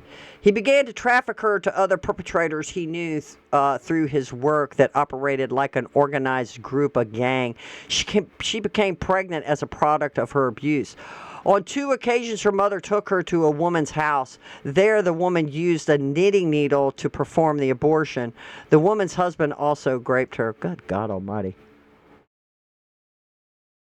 She had a bottle, tops open, up inside her vagina, then made to drink what was in the bottle when she was primarily school age. There were instances where she ran into members of her grooming network who would lure her into a secluded location and rape her. The abuse she experienced included extreme sexual violence and degradation. She was raped repeatedly over the years, including anal. She was subjected to penetration with objects. She was urinated on. Her legs were held open. She was bitten on the back, cut on the legs, and strangled. She has lasting injuries. Marie attempted to end her own life at school by walking in front of a van. At college, she drank a bottle of vodka and took a box of tablets in an attempt to off herself. The college counselors raised concerns and contacted her GP, but nothing was done. Between leaving school and joining college at 17, she was groomed by a 55-year-old police sergeant. He knew her background and claimed that he would catch her attacker and get justice for her. Instead, one evening, he offered to take her out of the house and raped her. He went on to rape her on other occasions. Upon becoming an adult, she went to a women's aid refuge for safety. They moved her to a safe location. On one occasion, her partner went to the women's aid office, but they refused to give them information and introduced additional measures to protect Marie. While in the safe house, she miscarried, a product of her mother's partner. Following this, Marie drunkenly called her mother and told her what had happened. Even after explaining who impregnated her, her mother said, "We would have loved a baby in the house." She went to the police in recent years and told them that she was a survivor of child sexual abuse, and they told her to go away and to sort her head out. You need to go sort your head out. None of the perpetrators have been brought to justice. Jane. Jane grew up in a fractured household, rarely present. Her mother was addicted to drugs and alcohol, regularly using hash and cocaine during Jane's childhood. She tried to end her own life on multiple occasions and left altogether when Jane was 7.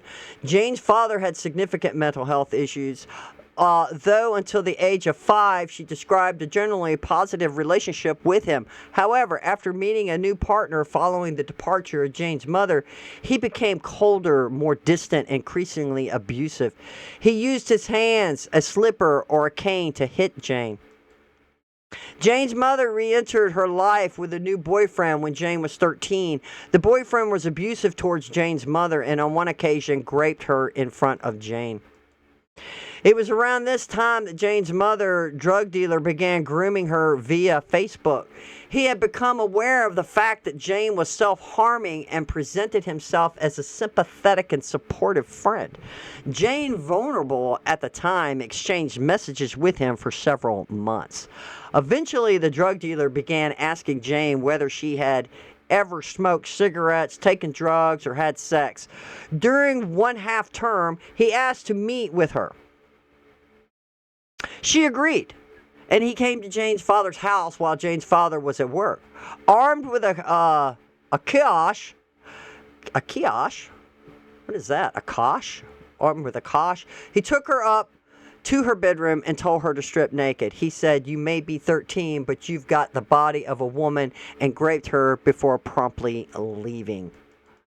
From then, the drug dealer regularly called Jane and waited outside her school for her. Jane would hide in the staff room and tell teachers that she did not want to leave as she knew he would be waiting for her. The staff did not intervene and would force her to leave the school.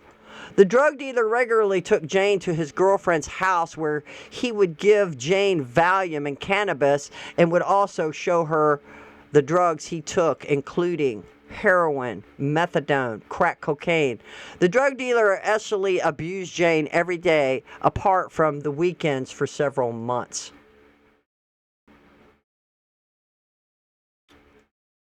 Jane was misdiagnosed with a personality disorder at this time. She did not tell anyone about her relationship with the drug dealer until one night during an argument with her mother, who was drunk. Her mother said, "I don't know why you are like this." And Jane replied, "Because I am being effed by a 50-year-old man and nobody has noticed it." Holy crap. The following day, Jane returned from school to the police at her home. The police insisted that Jane, still just 13, would need to testify in court along against the drug dealer. Intimidated, she did not wish to face him, and he was not prosecuted. Following the revelation of Jane's grooming and rape by the drug dealer, Jane's father called her a whore and told her that he wished she would just hurry up and off herself. Wow. The school accused Jane of using self-harm to manipulate her father. She was regularly placed in detention and threatened with expulsion due to falling behind in her schoolwork. As a result, Jane became increasingly disobedient and off yourself. Okay, y'all saw what it was. There you go. Disobedient and you know what. At the age of 14, Jane began running away from school, taking drugs, and spending time with men older than her. On one occasion, she took an overdose before school in an attempt to end it. She was taken to the hospital after the staff told her she would have done it in the woods or somewhere private if she actually wanted to. Wow. If she actually wanted to die, they say, "Oh, you would have just done that somewhere in private or in the woods." Her father then came to the hospital and told her to try harder next time. Oh my God. As she was wasting everyone's time. Later that day, she attempted it again by cutting her own throat, but failed. Jane was briefly taken into care at the hospital. She was discharged after less than a month. and everybody acted like nothing had happened. Her father would not accept her back into the family home, so she was left homeless. Jane spent a short period of time staying with friends until social services was informed about her situation by her aunt. Jane refused to return home, disclosing to social services that she was being physically abused, and showed them the bruises on her body. She was then briefly taken into foster care before being moved into a children's home until she was 16 years old. Jane was then moved into a semi-independent living facility for vulnerable young people. After a few months, a female peer at the accommodations invited Jane to what she described as a party. This peer was coercive and intimidating, and Jane did not feel able to refuse. She was taken to a block of flats in Hoslo and expected to be met with a group of people of her own age. Instead, the flat was accompanied by 6 or 7 Somalian men. Jane was taken into the bathroom by the girl who had brought her there and instructed to shave. She was told that she was being sold to the men for S. Jane did not want to participate, but complied out of fear. She was then actually abused by one of the men and made to sleep in a small children's bed afterwards. The following morning, the girl who took Jane to the flat was paid by the men. Damn. This occurred repeatedly over a period of months, sometimes with multiple other girls present. Jane was told that she needed to gain weight to be more desirable to the men. In response, Jane began purging, which developed into a severe eating disorder. Jane was blackmailed with the threat of prison by the peer if she disclosed her exploitation to anyone. Violence and intimidation became commonplace at the semi-independent living facility. On one occasion, a young woman returned to the accommodations intoxicated and distressed, saying that she had been abducted and sexually assaulted. The staff, who were aware that sexual exploitation was taking place on the site, but chose to do nothing about it, responded by accusing her of making it up. Eventually, Jane disclosed her own sexual exploitation to accommodations staff, including the trafficking and exchange of money. She was told that what was happening did not constitute trafficking, as she was over the age of 16. The police were not contacted and no action was taken. Jane was blackmailed by the staff with the threat of being blamed for the exploitation of her own and others if she took her complaints any further. Jane's eating disorder intensified, and she began self-harming again. She was sanctioned under the Mental Health Action, admitted to a psychiatric hospital. While hospitalized, she disclosed the exploitation again. Police interviews took place, but due to her being heavily medicated, Jane was treated as an unreliable witness, and no further action was taken. She also disclosed in writing what was happening to her. It was removed from her most recent social care file, but the original clearly states she wrote a letter to them a year before she was hospitalized, and her police interview matched the letter. The letter was not acted on by the authorities. As a result of her abuse and eating disorder, Jane has developed endometriosis, which is a result in the loss of half her uterus. Endometriosis. Holy crap. Jane has since learned that her records at the semi-independent living facility have been lost or destroyed despite statutory retention requirements. Even into adulthood, Jane has not received any closure, or attempts to get justice have been met with delays, obstructions, and re-traumatization. Jane states that she believes that children remain at risk due to the culture of silence that persists across institutions that should be caring for them. Jane: I later learned that key records from the children's home were missing or destroyed despite statutory retention's requirements. My care file from the placement cannot be produced. This has obstructed accountability.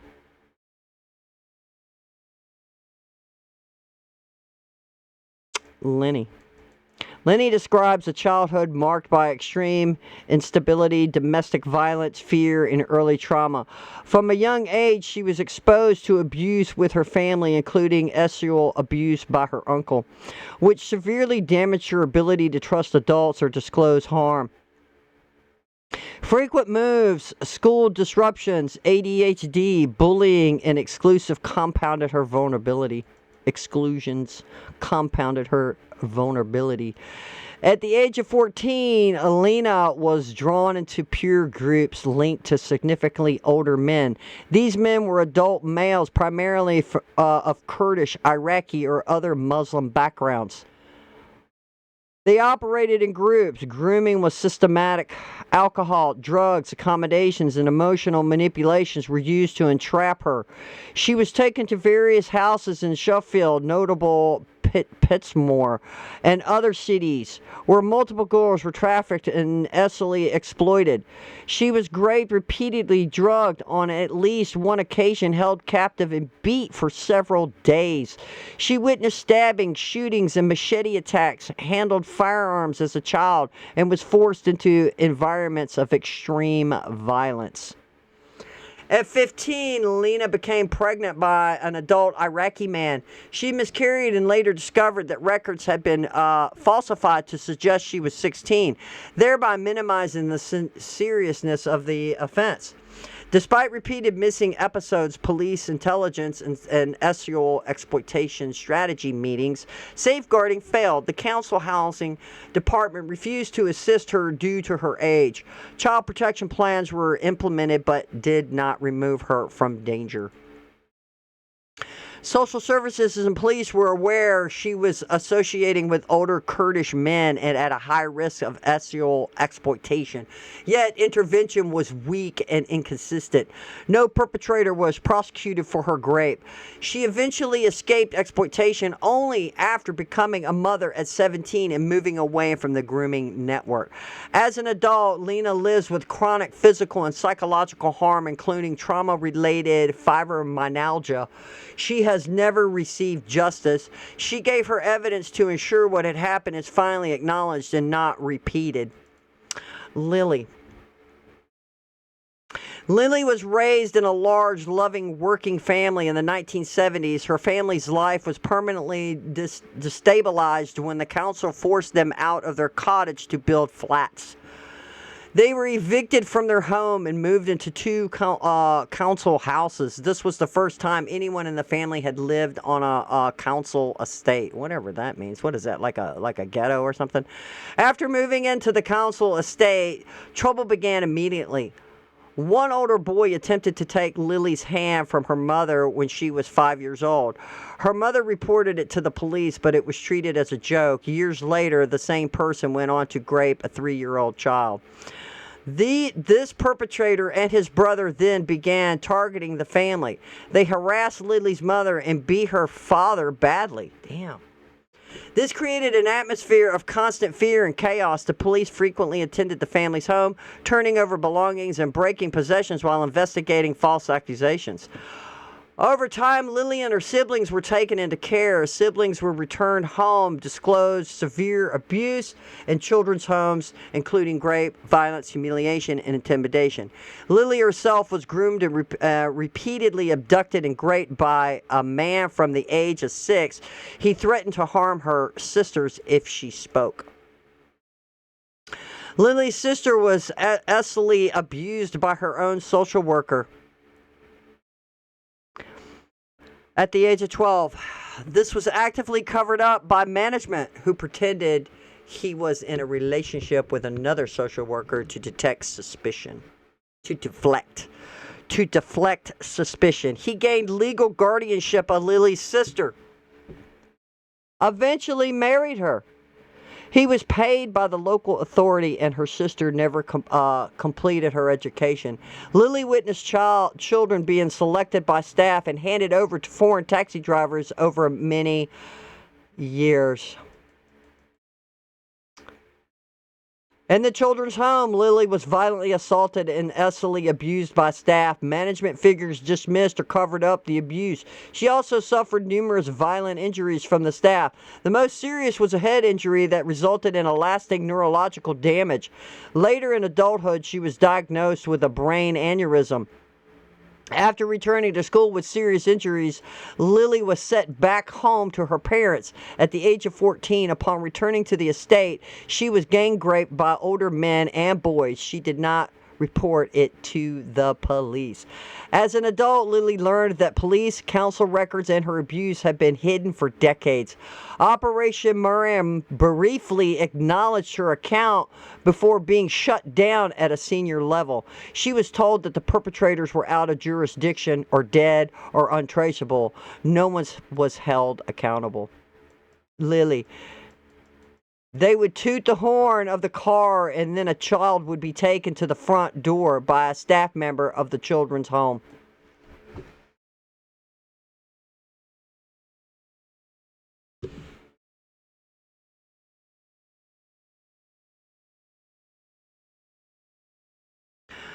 Grace.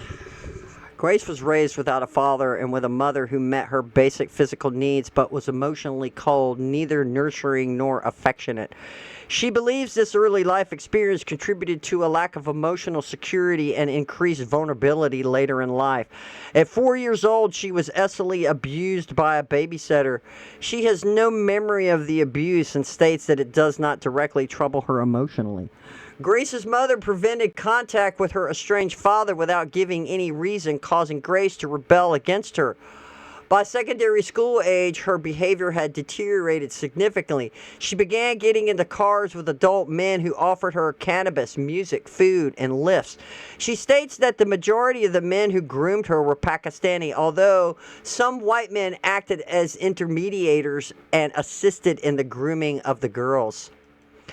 She was raped on multiple occasions by adult men, often while intoxicated because she had been drinking. She believed she was responsible for the abuse. At 15, she believed she was in a relationship with an adult man, a situation that lasted around 5 years. During that time, she experienced domestic violence, rape, and coercive control. She reported the perpetrators to the police, wishing only to prevent other children from experiencing abuse. However, the police arrested and interviewed some of the men about Grace without consulting her in advance or assuring that the potential impact on her. Assessing the potential impact on her. She felt pushed into persecution without adequate preparation or support. She found the process abrupt and poorly explained. As a consequence of the police's handling of the case, she experienced flashbacks, panic attacks, and a relapse into substance misuse. Another partner was a pedo involved in grooming gangs who ethically abused her children and others. He stalked, harassed, threatened the family, and manipulated police investigations for years. Police repeatedly failed to seize devices, link cases, act on stalking logs, or protected her and her children. Non-molestation orders and bail conditions were breached without consequences, and a curriculum impact includes severe mental illness. The cumulative impact includes severe mental illness, displacement, loss of employment, and ongoing fear. Grace. If I got raped tomorrow, I would never come back to the police again, because what is the point? It's just a pointless process that leaves you feeling even worse because you're either not believed or you're not taken serious, or they don't use the tools that they've got to investigate properly because it's too hard. Victoria. Victoria gave evidence as the mother of a vulnerable teenager who started at the local college in 2022. In 2023, her daughter abruptly converted to Islam. Victoria discovered Muslim clothing, a Quran, and a prayer mat hidden under her bed. Her daughter began quoting the Quran and praying 5 times a day. This sudden change coincided with a secret relationship with an Algerian Muslim student who held strong Islamic beliefs. She became disrespectful to her family and started speaking negatively about Britain. Victoria says her daughter changed completely. The boyfriend exerted coercive control. He held her daughter's banking details via Face ID, controlled her social media, isolated her from her family, and imposed strict Islamic practices. Concerned by this, Victoria contacted the police and reported the controlling behavior and sudden conversion. The police said they would refer her daughter to social services as she was still a child. When social services visited, they learned her daughter was being made to take contraception. That also discussed the nature of her new Islamic beliefs. The social worker said she would refer to her Women's Aid for support with the coercive and controlling relationship. Victoria asked the social worker to look into the partner's background, but the colleague did not respond. The college did not respond to the social worker's inquiry. Victoria then contacted the college's safeguarding lead herself. The lead agreed and sounded like exploitation and referred the case to Prevent, the British government's counter-terrorism program designed to safeguard vulnerable people from radicalization and terrorism. Her daughter's diet changed dramatically. She stopped eating bacon and ate far less than before. She spent a lot of time in and out of hospitals but never explained why to her mother. Her mental health also deteriorated severely. After meeting the man, she repeatedly attempted offing herself by cutting and made desperate calls saying she would kill herself. During one emergency hospital stay, police removed her daughter from Victoria, threatening Victoria with arrest, and transported the girl to the address of her abuser's brother, despite Victoria's explicit warnings about the danger. Wow.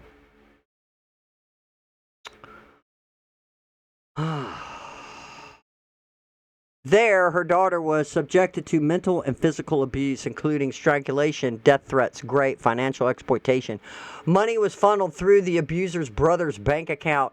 The man and his family racially abused her, calling her a white slag, and pursued her to drop all complaints and marry him.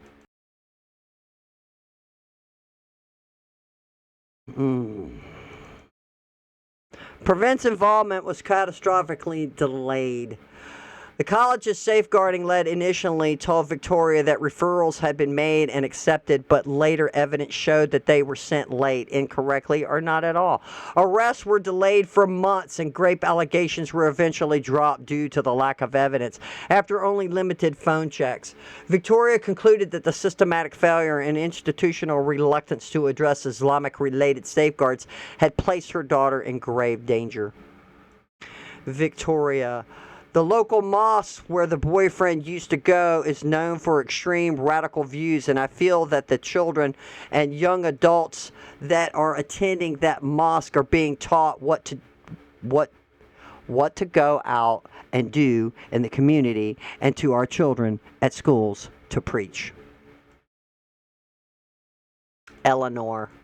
Eleanor was born into a financially comfortable family, but despite this, she had a childhood marked by instability, emotional neglect, and a lack of adult protection. Her parents separated, and after moving away with her mother and 2 sisters, she lived in poorer conditions and saw much less of her father. Without her extended family around her, and with a mother who was emotionally distant, she was left to grow up largely on her own.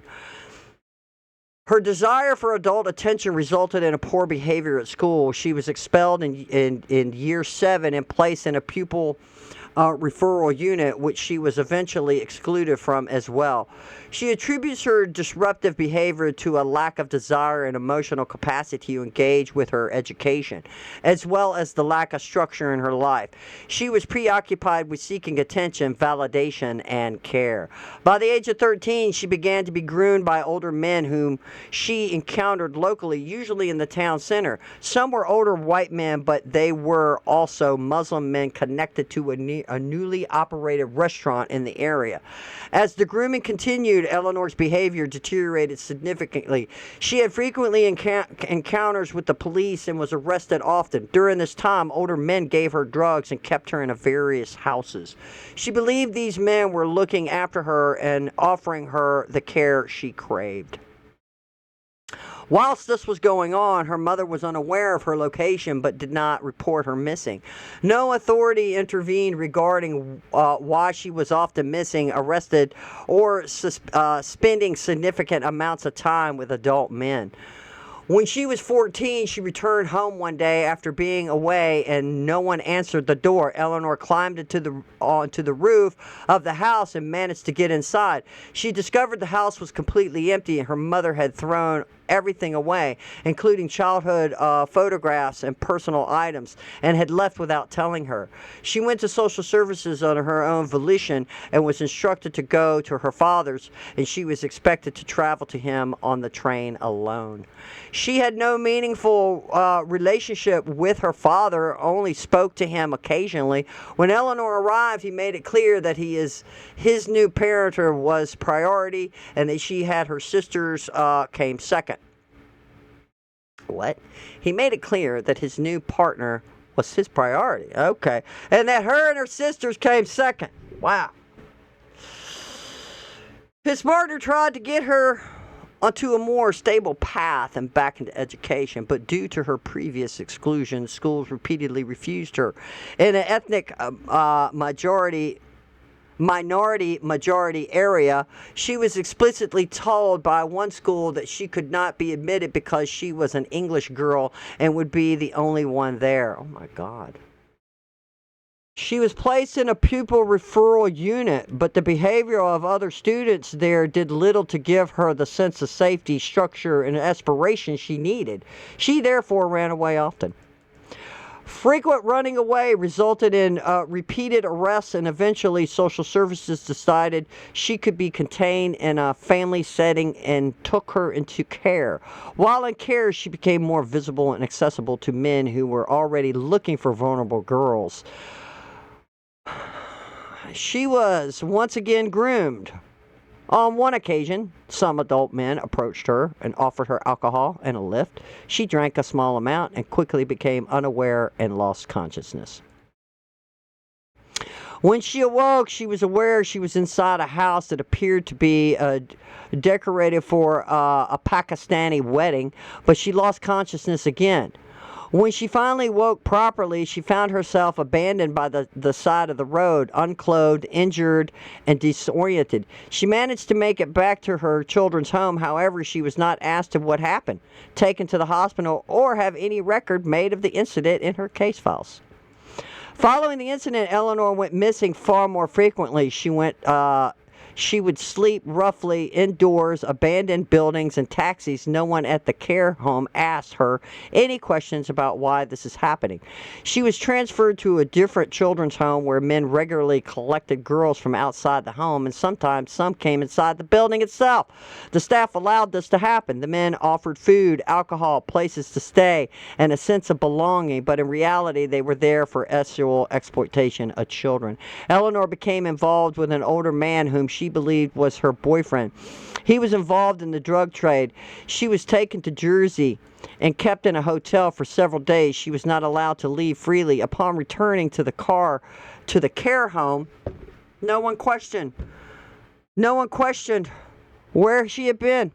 She continued to be arrested for low-level offenses, particularly shoplifting. She was eventually placed in a young offenders institution. On one occasion, she was punched while being arrested, and this experience, among others, destroyed any trust she had in the police. From this point onward, she saw the police as just another threat.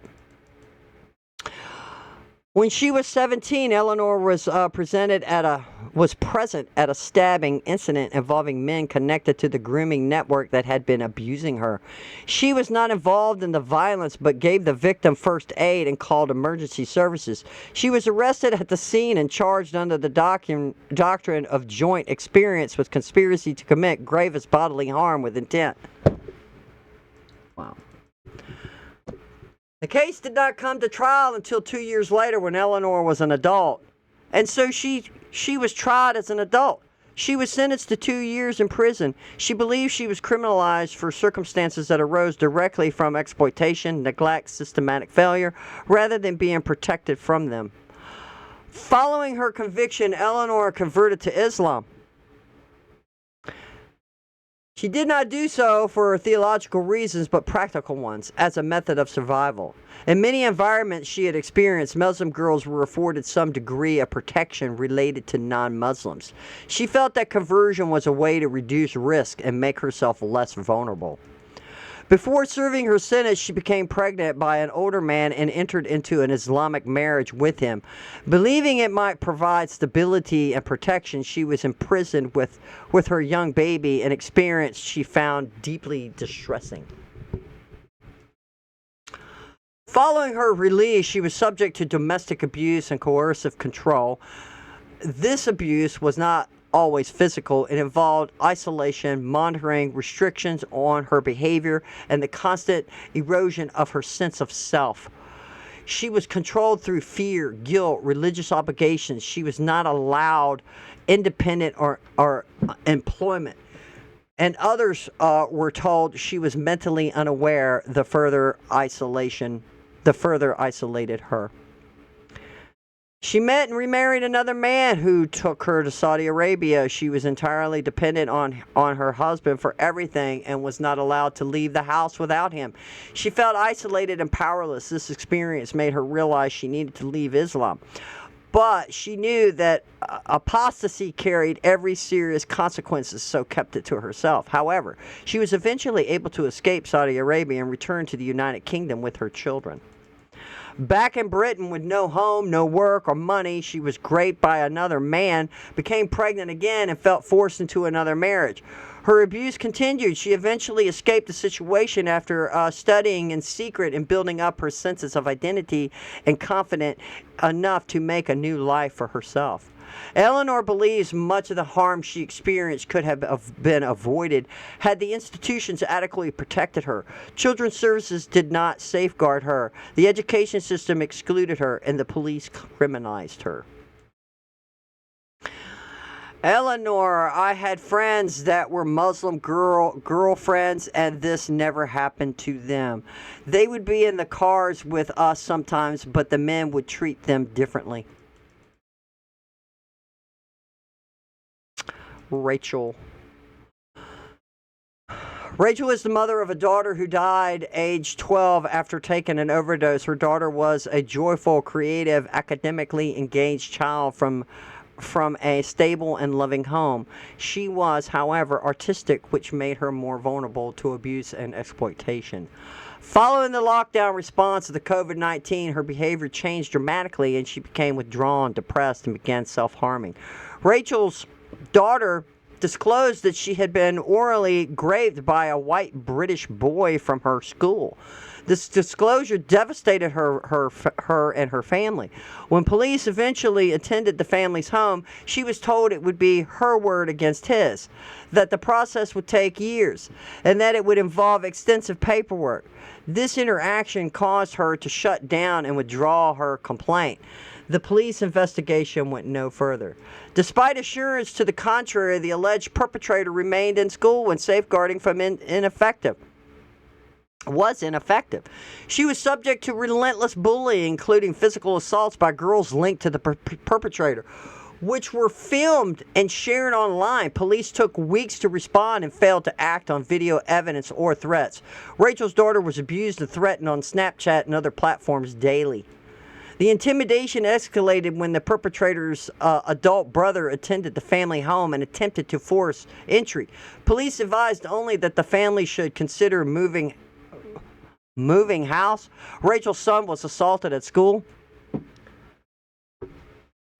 On the night of her death, Rachel's daughter took an overdose of chloroside, stating she just wanted everything to stop. She suffered multiple organ failure and died days later. Even after her death, the abuse continued. Rachel believes that her daughter was failed by the police, her school, and the Crown Prosecution Services. She states that she was effectively murdered by the institutional failure. Jen's childhood was characterized by emotional neglect and a lack of safety. Her emotional needs were not recognized or prioritized by the adults in her life, particularly her parents, who were absent much of the time. Within the Wilder family, context boundaries were blurred and inappropriate dynamics were normalized. For example, family members introduced her to drugs and alcohol around the age of 13. Throughout secondary school, Jen was bullied, but staff did little to help despite her obvious distress. On the contrary, they contributed to her victimization. Victimization, yes. Much of the bullying stemmed from an incident in her first year in which a teacher refused to allow Jen to use the toilet, resulting in Jen wetting herself and being made to stay in the soiled clothing for the rest of the day. The teacher faced no repercussions, and Jen began self-harming and running away from home, and the only adult she felt she could confide in committed often himself around this time. Into adolescence, Jen had no stable sense of self-worth and no adults who constantly protected or advocated for her. Her self-harm worsened and she experienced often her self-thoughts. Yet safeguarding responses remained absent.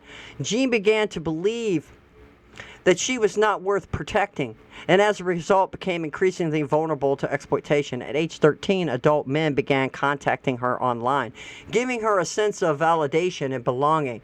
Exterior conversations were common, including one man encouraging Jean to insert a knife into her vagina. My God. At 15, offline grooming began with a group of white British men who presented themselves as sympathetic friends to the vulnerable Jen. Though she was not raped by these men, one told her that touching was okay, but we can't have intercourse until you are 16 because of the law.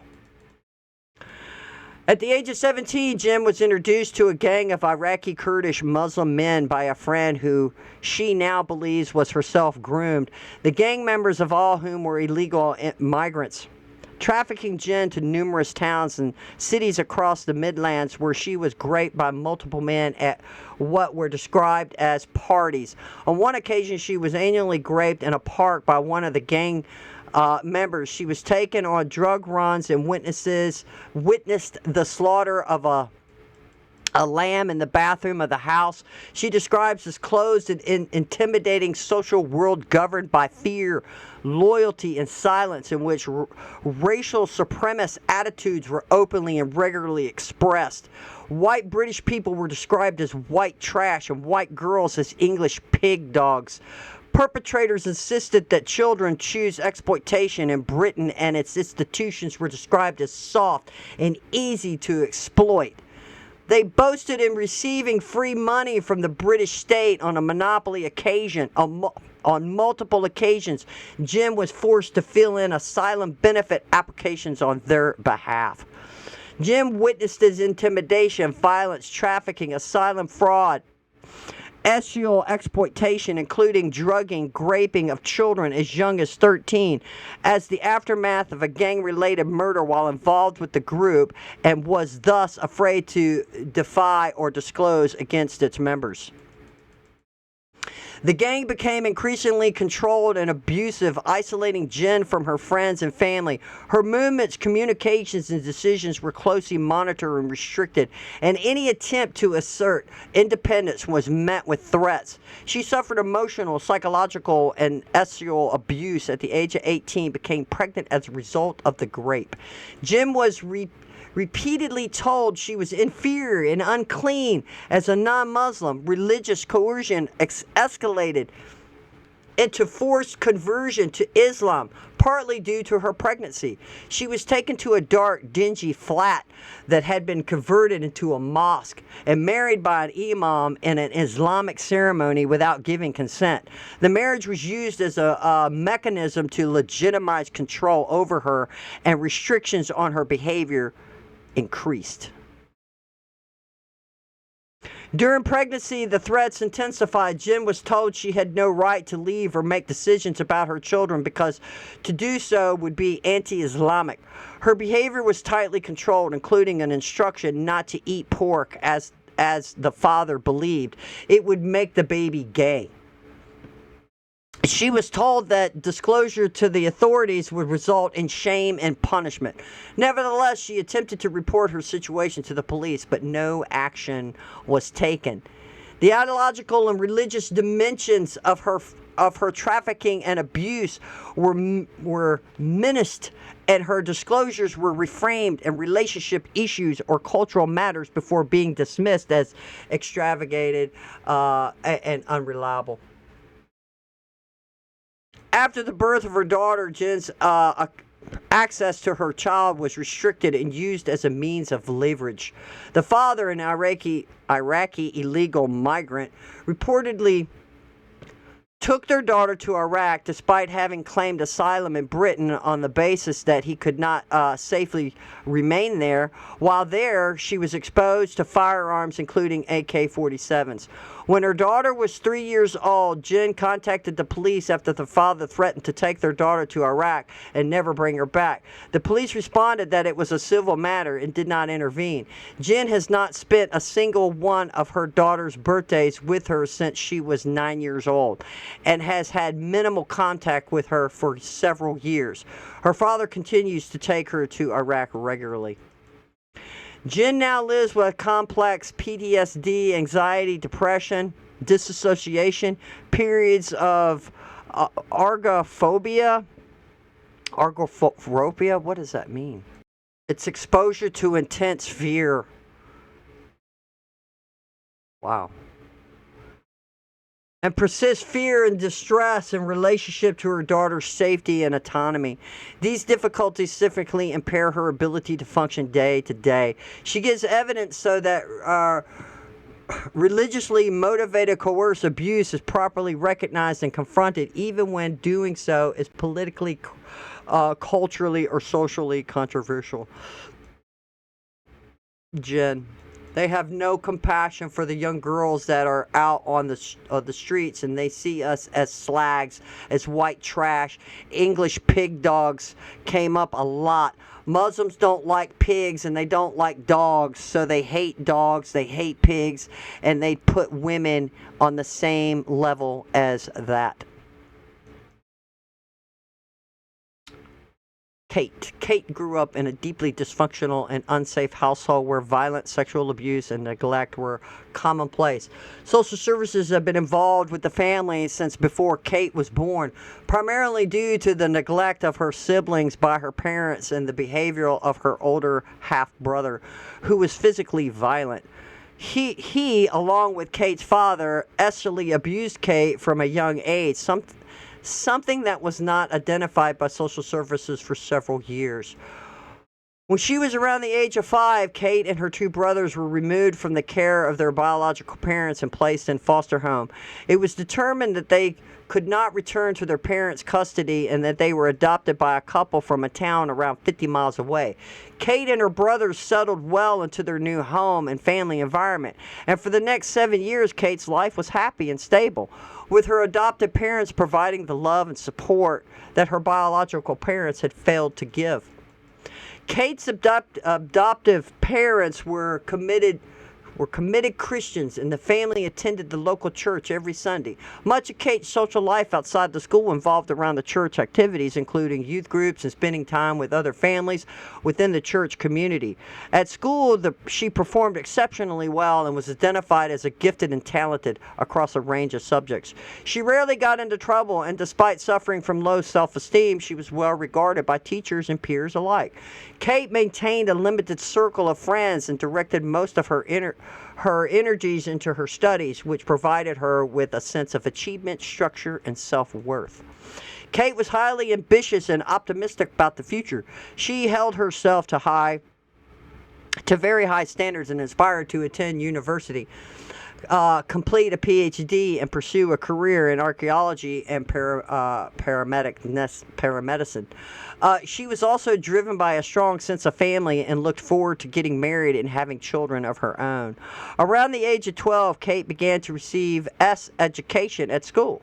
She found these lessons upsetting as, up to this point, her understanding of what had happened to her during her early childhood was very limited.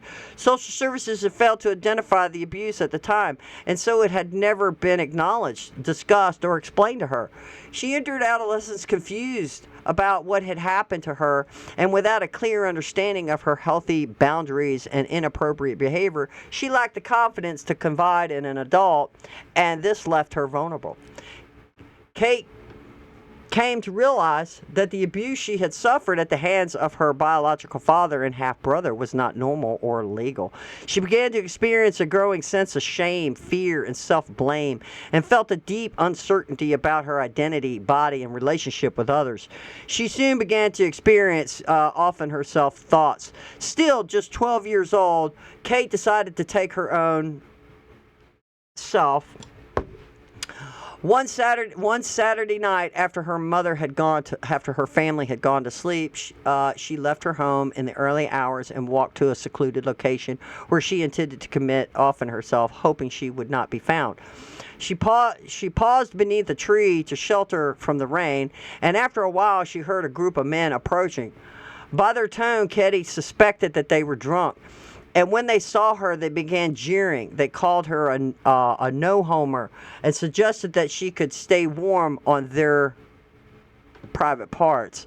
Kate, terrified and regretful, waited for the men to pass before attempting to return home. But as she was walking, she was grabbed from behind by one of the men. Kate was overpowered by three of the men, forced to the ground. Her arms and legs were pinned, and the men took turns orally and vaginally and raped her. When it ended, the men hit her repeatedly and threatened to find her, kill her, and harm her loved ones if she ever told anyone what had happened. So violent was the assault, Katie's clothes were left bloodstained. Traumatized, she walked across the town to her family's church, knowing that her parents would be there in a few hours. She sat on the porch and cried for several hours before deciding to return home. While she was walking, both a van and taxi driver stopped to ask if she was okay, given her disheveled appearance and visible distress. She replied that she was. When she arrived home, she hid her blood-stained clothes and went to sleep. Kate did not disclose the assault to anyone, and her mental and physical health rapidly deteriorated. She began self-harming. Often her self-thoughts intensified. She attempted to take her own life on multiple occasions over the following months and was admitted to a hospital many times as a result. She started getting bullied at school. Concern for her welfare escalated, but Kate resisted every attempt by her parents and teachers to intervene. She was assigned a child and adolescent mental health service practitioner by the local authority, with whom she started regularly counseling sessions. But Kate did not find this either effective or helpful, and she continued to keep the assault hidden. The professionals concluded that her deteriorating health was linked to her earlier life trauma. Later that year, Kate received a message on social media from one of the abusers. To this day, Kate does not know how they found her. The messages was a video of the assault, and they threatened to share it with Kate's family if she did not comply with their demands. Kate feared that if they did so, the bully would worsen and she would get into trouble. Once again, she did not disclose the incident to anyone, and believing she could resolve the blackmail, she went to meet them.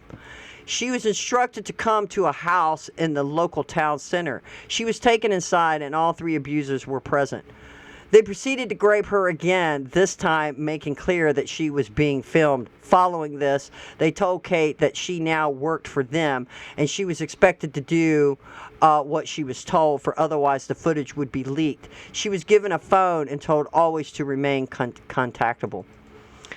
In the period that followed, Kate was required to meet the two chief abusers frequently. They introduced her to other men in their networks, and she was repeatedly subjected by them as well as sexual abuse. Kate was also forced to participate in webcam abuse sessions, which generated revenue for the abusers. If the live stream did not generate what they considered to be a satisfactory amount of money, Kate was punished, and the constant shifting of expectations was used as methods of control. Kate gradually became more open with her counselors, though she still did not disclose the full extent of what was happening to her. She began to refer to the initial assault as the event, and they soon worked out that she had been raped. Though they did not suspect ongoing abuse, they shared their concerns with Kate's parents, and almost a year after the initial assault, Kate's mother confronted her about the suspicions that she, Kate's father, and the social services professionals had formed. Kate confirmed to her mother that she had been raped. Soon after the disclosure, Kate was taken to an sexual assault and rape center for further counseling. The therapist encouraged Kate to report the initial assault to the police. Kate hoped that doing so would lead to an intervention that would stop the ongoing abuse, but was too frightened to name the perpetrators, fearing reprisal from the gang. Nevertheless, she reported the assault to the police, providing them with as much information as possible, and was brought in for questioning with her mother. At the police station, Kate was taken into the interview room. Before the interview began, and without Kate's mother present, Kate was told that this was her last chance to say that her report was untrue. She was warned that if any part of her account could not be supported by evidence, she could and would be arrested for an extended period of time. Both officers repeatedly told her how much trouble she would be in if any detail of her statement was disproved, and that she could withdraw the allegations before the interview started with no further consequences. They also suggested that her parents would be relieved if she said the incident had not happened. Still just 12 years old and already deeply traumatized, Kate became overwhelmed by the pressure she felt the officers were placing on her, and said what she believed that she believed that wanted her to say that the rape had not taken place. This interaction occurred before the recording began, and as a result, the former interview did not reflect the coercion that took place. Kate felt unable to disclose anything further, including the abuse that was ongoing at the time, because she felt she was being believed or taken seriously. That the police report recorded the incident as a withdrawal for the complaint. Following this experience, Kate again attempted to take her own. Y'all see what it says. Shortly afterwards, Kate's mother found content in Kate's diary describing the rape. She encouraged Kate to speak to the police again, but Kate explained that the police had previously pressured her to withdraw her complaint. Nevertheless, Kate returned to the police station and this time completed the interview. Some weeks later, Kate's parents discovered sexual exploitation messages in her phone between Kate and several adult men, including sexual photographs. These were reported to the police, but it was concluded that Kate was engaging with these men consensually, despite being just 13 years old. Kate, still afraid of retribution from the gang, denied all knowledge of these exchanges and was not questioned further. Over the course of the following year, Kate went missing on numerous occasions, including during school hours and late at night. She alleges that no record was made of her absence. The gang was blackmailing her into doing what they called jobs, sexual abuse by gang members and their associates, for which the gang received payment. These included webcamming, gang rapes, parties, cop nights, and red rooms. Kate was raped multiple times a week, sometimes 2 to 4 times a day. During this time, Kate encountered another girl from the gang was exploiting Kate, then 14, suspected that the girl was younger than her. On the night that they met, Kate had been instructed to meet 2 of the gang members in a secluded location at late at night. When Kate arrived, they were holding the girl tightly around the neck. One of the gang members told Kate that the girl was being broken in that night and that the men would be servicing that the men she would be servicing were particularly brutal. Kate attempted to intervene, telling the gang members that she would take on the jobs instead. In response, the gang members beat and raped her. Kate went on to work with the girl on numerous occasions, and they became very close. Throughout the first half of the next year, the exploitation intensified, and Kate made other attempts to take her own self. Shortly afterwards, she entered into a relationship with a relative of one of the gang members, leading to a temporary pause in the abuse. The relationship lasted for almost a year, but when it came to an end, the exploitation resumed almost immediately. Later that year, Kate, then 16, experienced the most significant missing episode to date. During this incident, the gang trafficked Kate to a town far from her home where she was restrained, raped repeatedly on a canal boat, including, she alleges, by police officers. Holy crap. At one point, Kate tried to escape but was caught, and the gang beat her and cut off much of her hair as a punishment. Kate attempted to escape a second time was successful. She reached a nearby house and knocked for help. The woman who lived there took Kate in and gave her clothes. And Kate's own clothes had been badly damaged by the abusers, and she was particularly naked. She was partially naked. The woman called the police, who attended the property. The woman attempted to remove the rope that remained around Kate's wrists, but was instructed by the police to leave them in place as they were considered evidence. Kate was hesitant to speak to the police, given both the recent allegations of abuse by a serving officer and the wider context of threats, coercive control, physical and sexual violence that she had been experiencing. Nevertheless, she disclosed what had happened on the canal boat, but not the historic explanation. Fearing reprisal to the police, she also did not report that she had been raped by a police officer. The investigation did not progress, and the police accused Kate of lying about the exploitation. This represented a turning point in Kate's dealings with the police, as she thereafter felt that she could not turn to them for help, fearing they would not believe. Kate was placed on a child protection plan by the local authorities. She shared a diary with one of the social workers containing details about sexual abuse she had been suffering.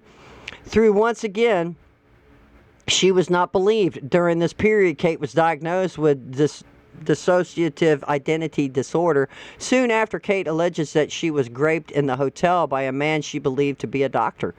The police were called to the hospital as the staff were concerned that she was a prostitute. When the police arrived, she was found alive and naked in the room, and having been left there by the abuser and instructed to wait for more men to arrive. At this point, both Katie's family and the professionals involved in her care began to express frustration with what they perceived to be her lifestyle choices. They did not believe that she was being exploited, and instead assumed that she, still 16, was willingly meeting adult men. This misinterpretation of Kate's situation had a profound impact on how professionals respond to her in the following months and years. Because they believed her behavior was voluntary, subsequent incidents such as unexplained absences being found in hotels, receiving inappropriate messages, and associating with adult men were treated as matters of personal choice rather than indicators of ongoing exploitation. As a result, these events were not treated as safeguarding concerns. Instead, exploring the possibilities that she was being coerced or controlled, professionals increasingly framed the issues as one behavioral difficulty, risk, or non-compliance.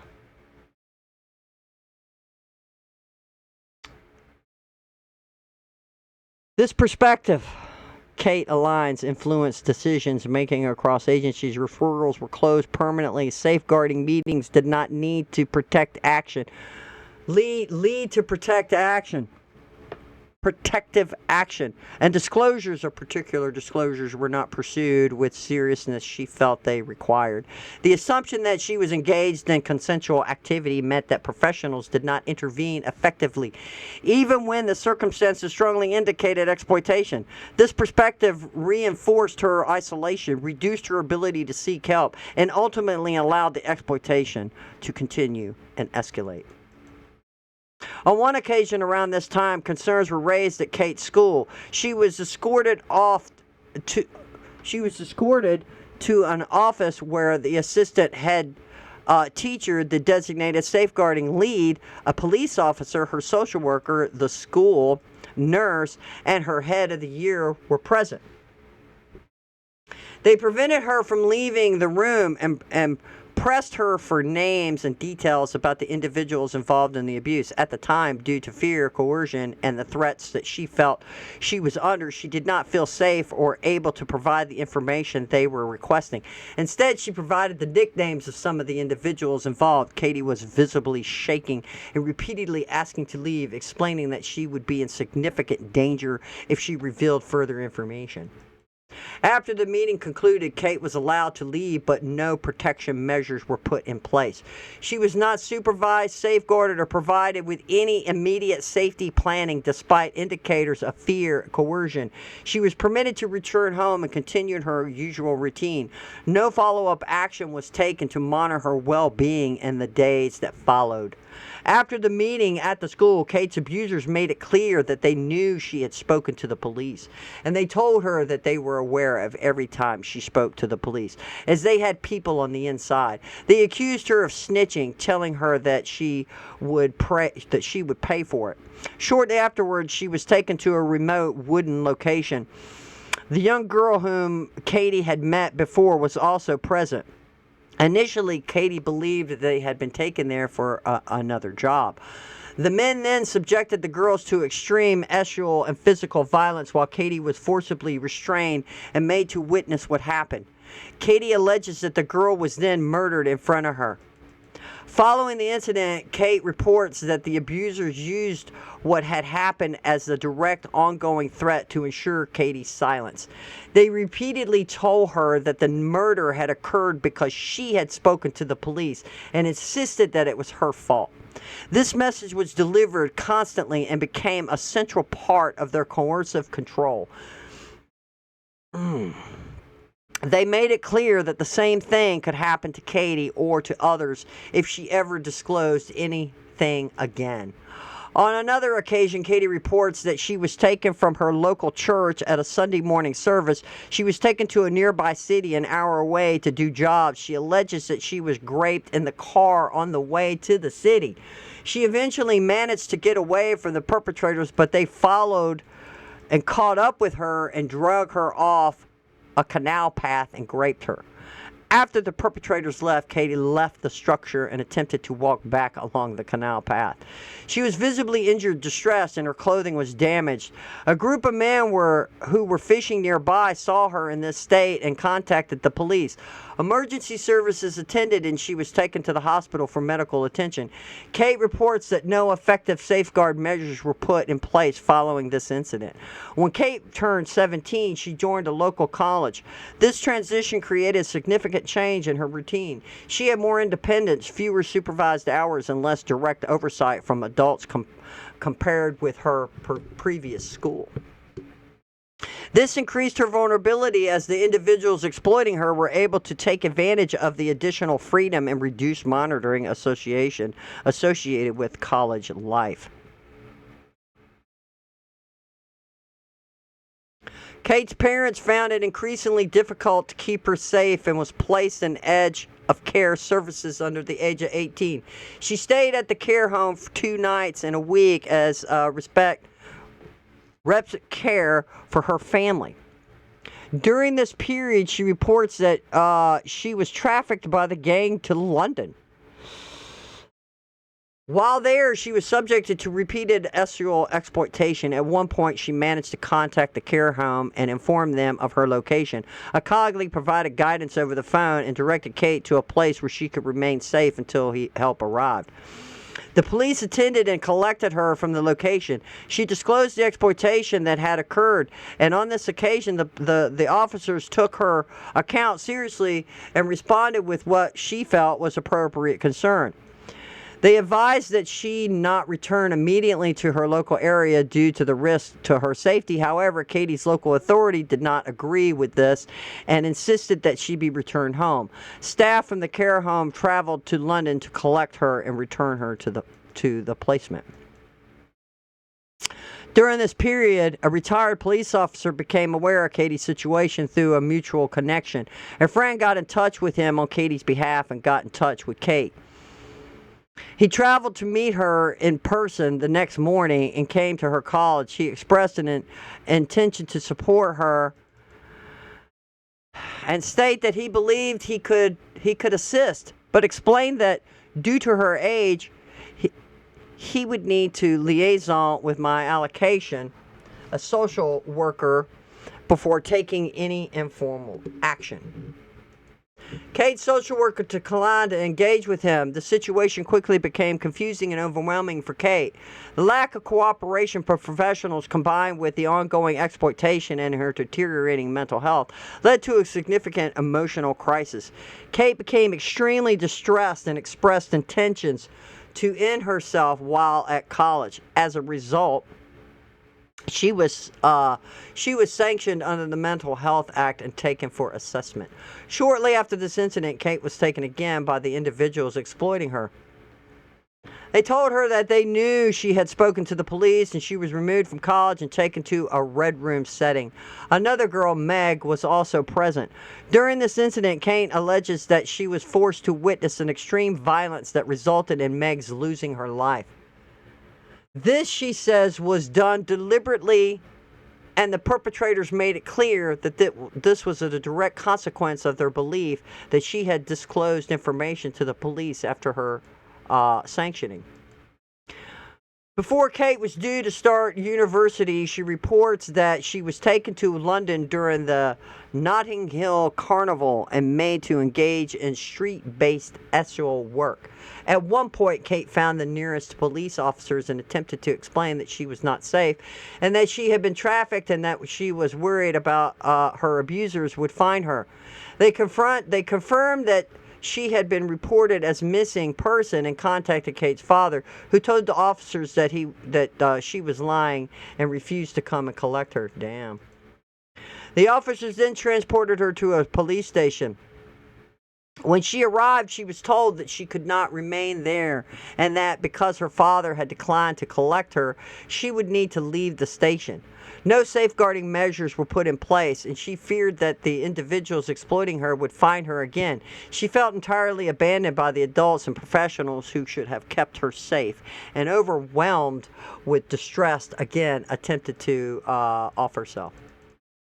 Soon after she started university, a goal she wanted to achieve as she thought it would be a route out of the abuse. However, the increased independence and reduced oversight associated with university life created new opportunities for the individuals abusing her to extend the exploitation beyond Kate's local area. This, she reports, marked the point at which her trafficking became national and in the scope, with the abuse occurring across multiple regions of Britain.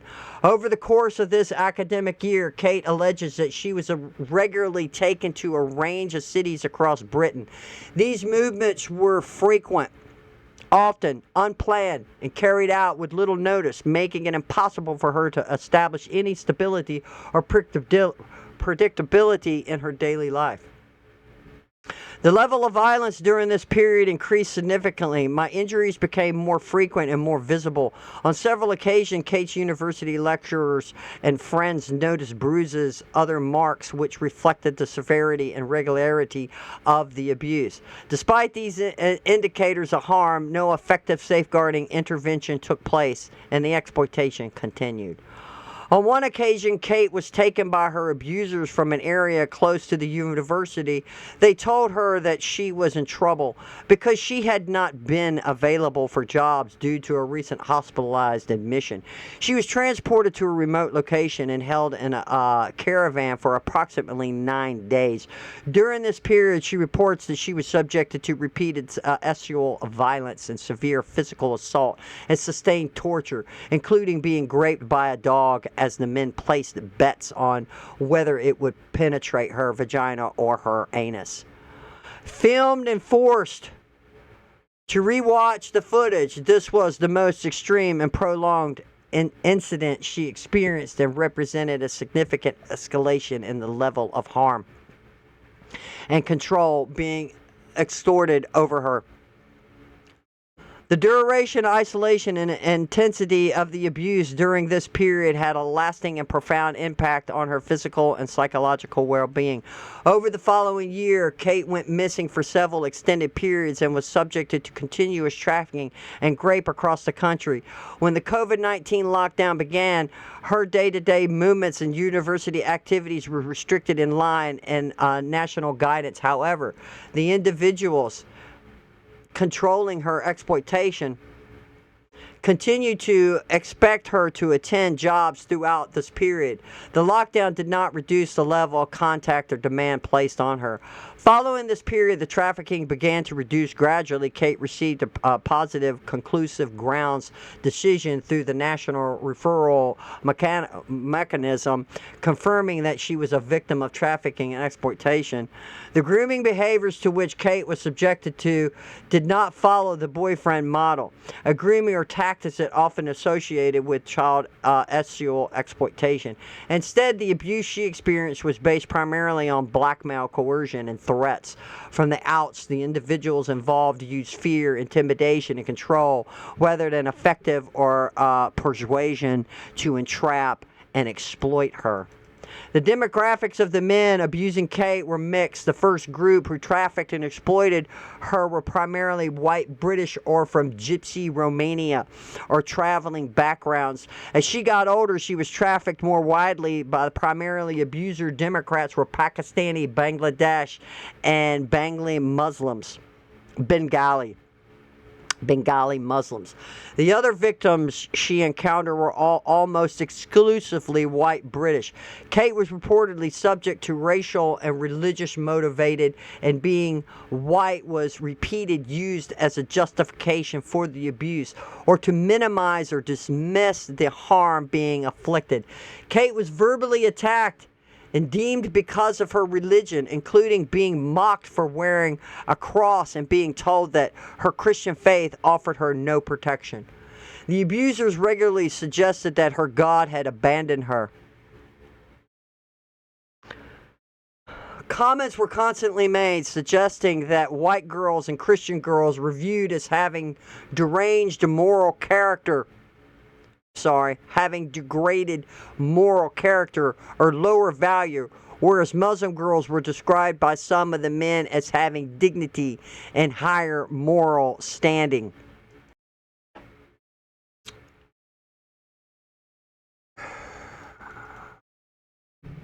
Kate has participated in this inquiry because she feels a personal responsibility to speak up for the many girls across the country who are unable to do so, and to help ensure that the realities of this form of exploitation are understood and that meaningful change can be achieved.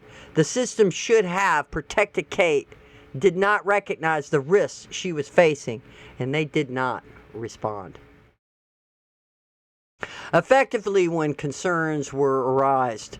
And in some cases, she fears contributed to the harm by dismissing or disbelieving what was happening. Let's see. For more powerful testimony, sources from beyond our hearing, see Appendix 1.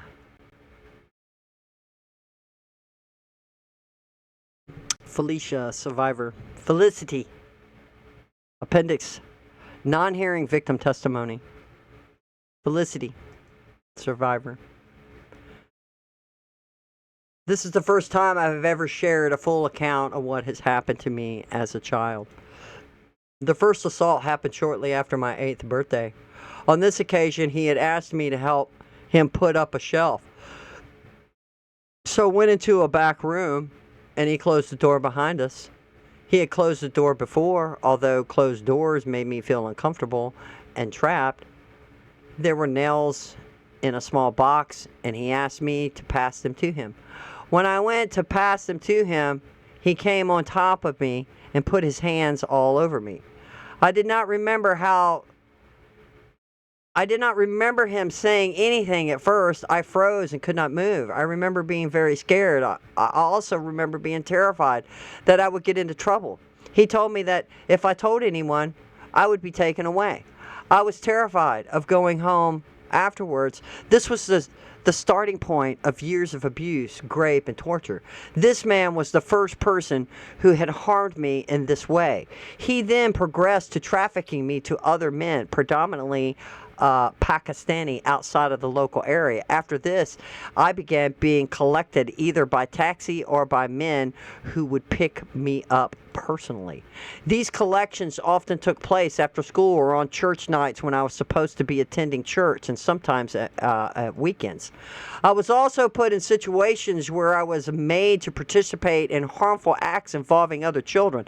This was used to confuse boundaries and to make what was happening feel normal, while also creating secrecy and fear about speaking out. The man was described to me as someone who adored me or would marry me. I was told this, God's plan, and that I would need to convert to Islam. This was presented as love and destiny, the thing can function as a manipulation control. The man likened to my initial period of abuse attended a Christian church. Wow. My contact with him and the way faith was referenced were used as part of the narrative to gain trust and legitimize what he was saying. I remember at one point being given a book about Islam by one of the Pakistani perpetrators and being told I needed to learn it as part of the pressure of convert. Another upstairs room was known to me as a punishment room. I described it this way because it was the room where girls were taken if they were said to have done something wrong. Inside that room, I remember crate-like enclosures similar in appearance to dog crates. Some were positioned on the floor and others above, and also recall there being various items in that room which were used to hurt or punish people. Entering that room was frightening, and it was understood that being taken there meant serious punishment. I do not recall people always explaining why punishments were happening. I remember one of the worst punishments I ever witnessed involved another girl who was accused of reporting one of the men to the police. At that time, I had answered back and Chair had stood up for me. She was slapped and both of us were taken upstairs. We were in the punishment room where other girls were brought in. The men stated that she had reported one of them to the police and needed to be taught a lesson. I then witnessed an iron being used on the girl's back while it was hot. I remember seeing severe burns and skin damage to her back. This memory has remained deeply traumatic to me. My recollection is that the girl later died. I remember seeing her being strangled afterwards in that room. I recalled them being several men present, approximately 4 in total. I was terrified. At one point, both Char and I were pregnant at the same time. All of these pregnancies ended in miscarriage. I was with Char when she experienced a miscarriage. At the time, neither of us properly understood what was happening. I thought she was dying. Seeing what happened to Char later helped me understand what was happening when I miscarried. I experienced multiple miscarriages in my life. When Char stopped being brought to the house and other girls were brought instead, I asked one of the men where she was, and after I asked about her, I was placed in the punishment room. One of the men told me that she would never be coming back. They laughed and said that they had killed her and that I would never see her again. However, one of them also said he wanted to take her away to Pakistan. I witnessed a series of violence incidents involving a man I believed to be a police officer. I remember his face and name. A girl was shot in front of me. This recollection is distressed and has remained vivid. During this period, I was made to feel that I was completely under the control of the men involved. I was threatened with extreme violence and told this such as that I could be chopped up and fed to pigs. Because these threats and the abuse had already experienced, I generally believed that I would be killed if I disclosed what had happened or what I had witnessed.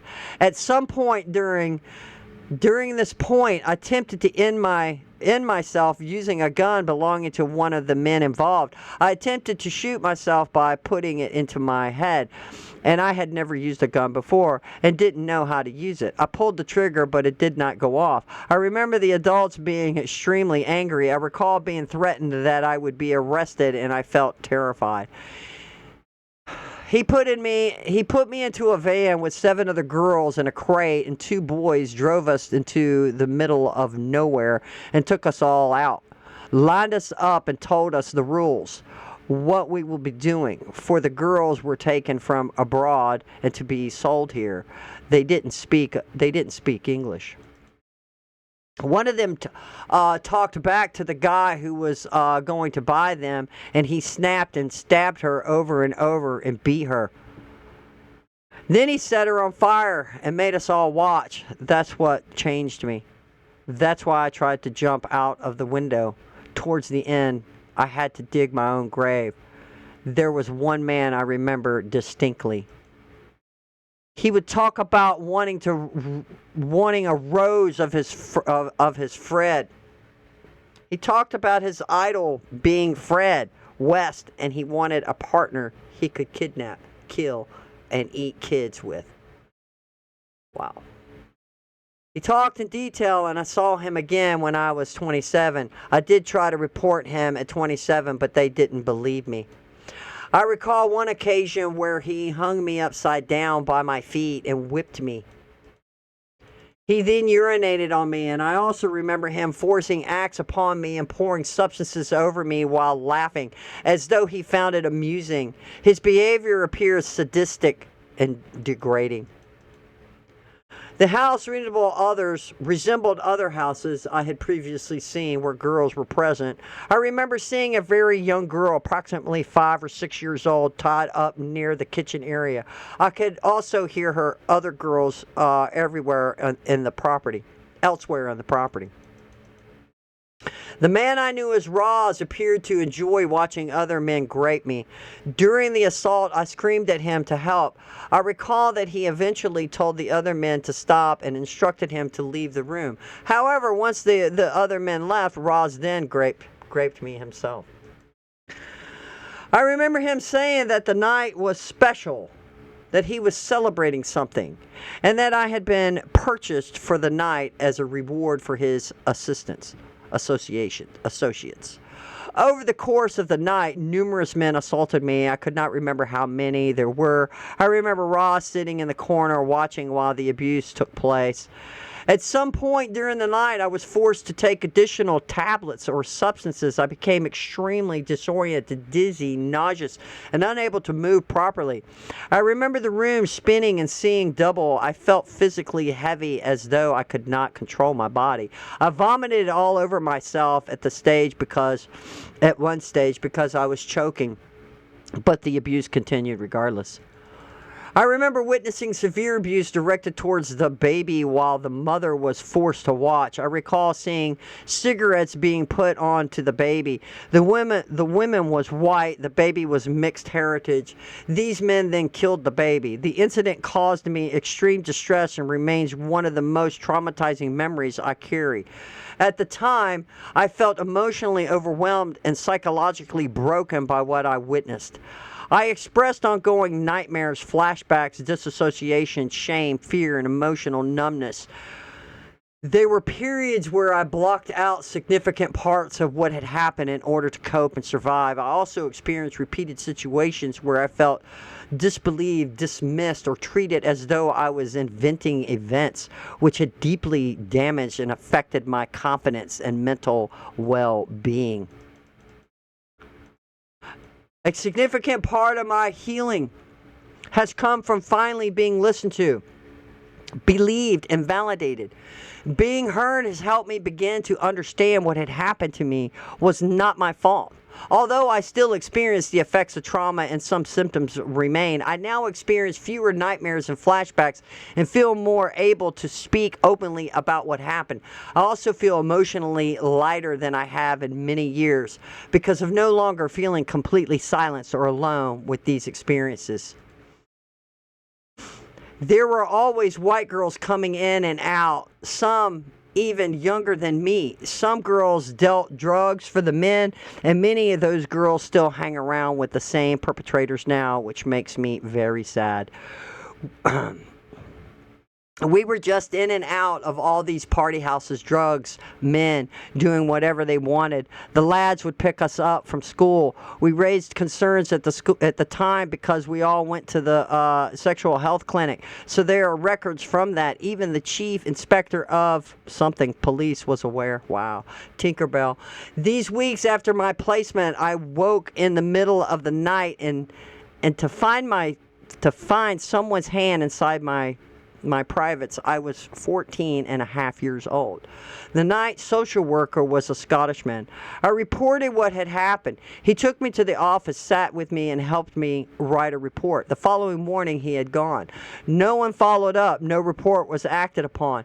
No one asked me if I was safe. Nothing happened. From that point onwards, I felt no safer than I had at home.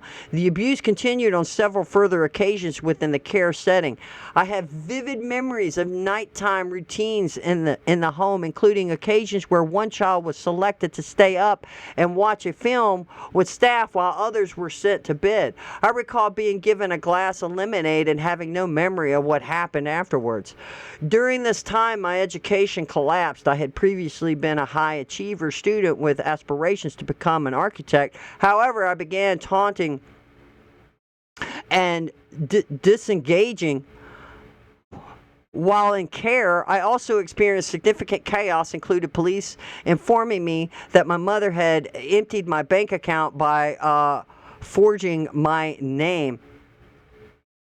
I began truanting.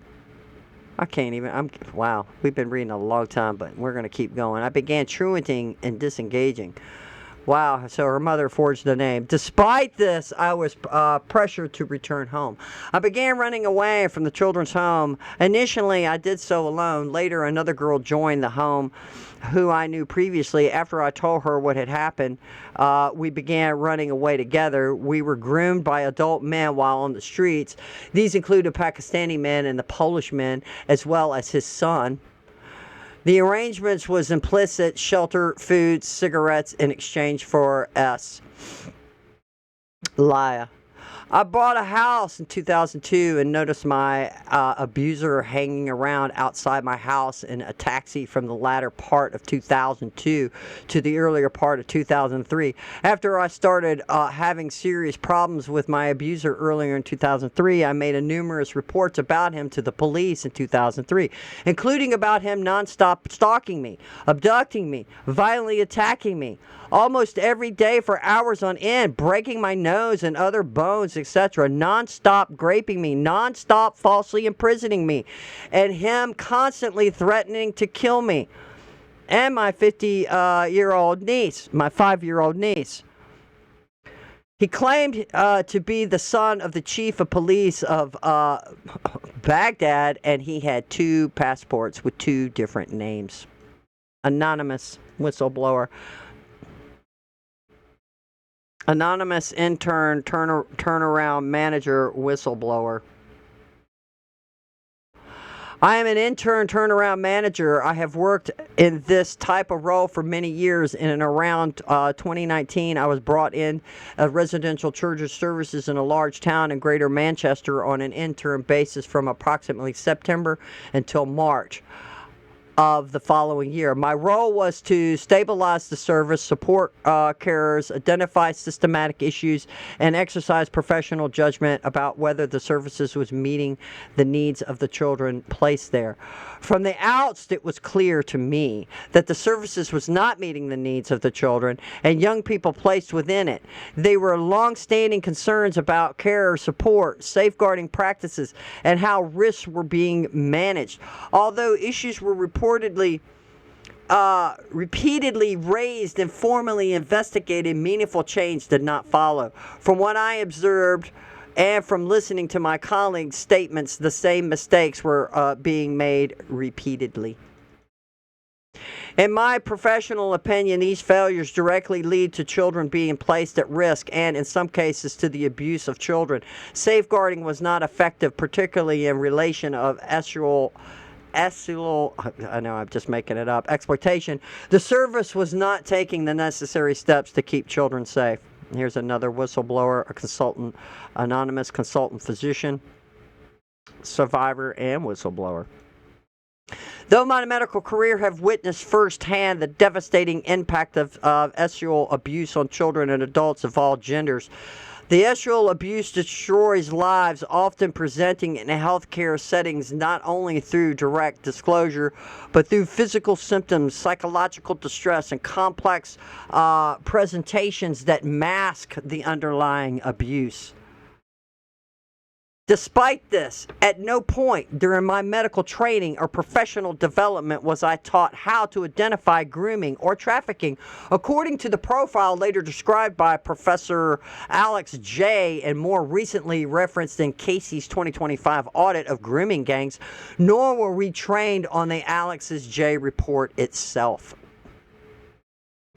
During this period, I was trafficked to Greece so that he could evade the law and continue abusing me as a child. Religion was used as a controlling mechanism.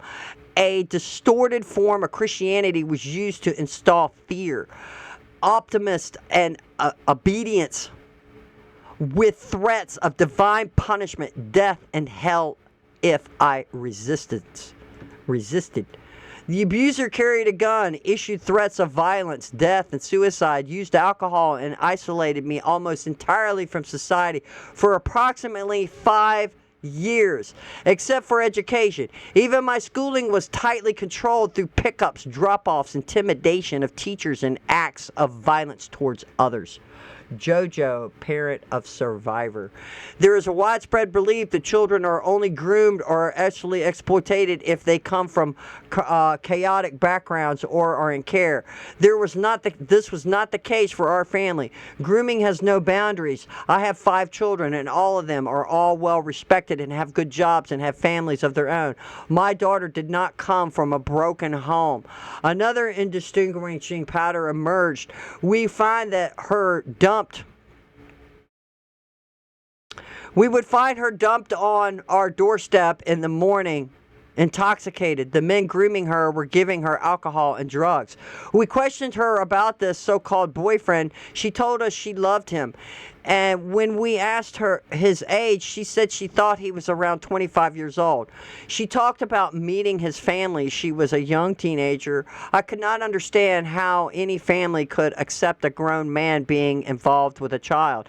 I will never forget being told by police officers that if she carried on as she was, she would end up either dead or raped. Despite saying this, they did not recognize her as a victim. They did not arrest the adult man she was being found with, even though she was only 13 or 14 years old. When my daughter was 15 years old, police came to our door and told us she had been raped by 4 Pakistani men, and they were Pakistani. We rushed to her. She was in terrible state and could barely walk. She had been piled with large amounts of alcohol. She was raped and had curry powder thrown all over her. This took place at a hotel during Eid. Staff at the hotel had seen my daughter being escorted to a hotel room by a group of Pakistani men. It was the hotel manager who contacted the police, who then contacted us. My daughter's perpetrators were charged, and the case was prepared for trial. On the day of the trial, we were told that the case had been dropped. We were told that only that the perpetrator had a very good a solicitor. No written explanation was ever provided. This moment destroyed her. She felt she had not believed that she felt she had not believed and had not received justice. Her drinking escalated. In 2022, my daughters found their sisters deceased in her flat. She was 33 years old. She died alone. I believe that grooming, grape, institutional failures, and a collapse of the justice process directly contributed to my daughter's death. Phobia. Over the past few years, everything has been taken away from us, and none of us were prepared for it, especially me. It has been a huge culture shock to watch our old life gradually disappear, particularly as a result of what had happened to me as a teenager. It's hard for my dad to put into words how much this affected him, but I knew it changed him deeply. It changed all of us. Even though we tried to move forward and to rebuild our lives, nothing has ever really been the same since. We had expected to be taken seriously by the police. We believed the law was there to protect us. It was deeply shocking and discovered that vital evidence had been deleted from the phone we had handed over. This was blank police. Ross, parent of Phoebe. What happened to my daughter Phoebe? And the process that followed included the complaints, procedures, subject access requests, and prolonged delays without proper investigation have had a profound impact on me and my family. These experiences have affected me emotionally, physically, mentally, and financially. We have affected my relationship with my ability to trust, my sleep, my eating, my habits, and the way I think. These impacts have continued over the last 3 to 4 years and are ongoing. I have had to focus on protecting Phoebe, attempting to repair the damage done to her, while at the same time committing myself fully to navigating complex complaints process and gathering evidence to understand how we were treated. Both Phoebe and I now suffer from anxiety, depression. Phoebe's health has been further impacted by her epilepsy diagnosis in 2024. If the authorities are able to treat my daughter and our family in this way, I believe they are capable of doing the same to others.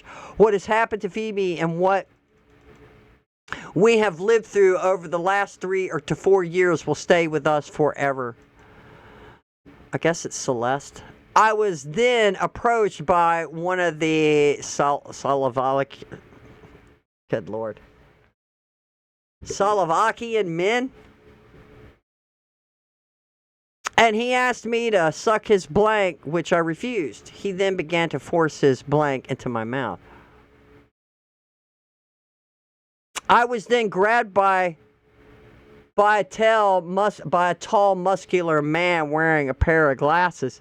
He shoved me down into the floor and ripped off my clothes. I completely froze in fear whilst he graped me. I couldn't fight him off as he was so much bigger than me. He finished what he was doing and walked off. Before I even had a chance to take in what had just happened, another man walked in.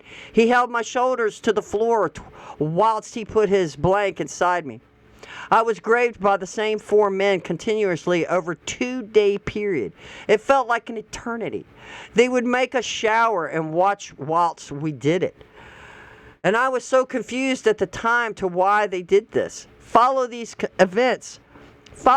events, I was prescribed sleeping medication, which was ineffective.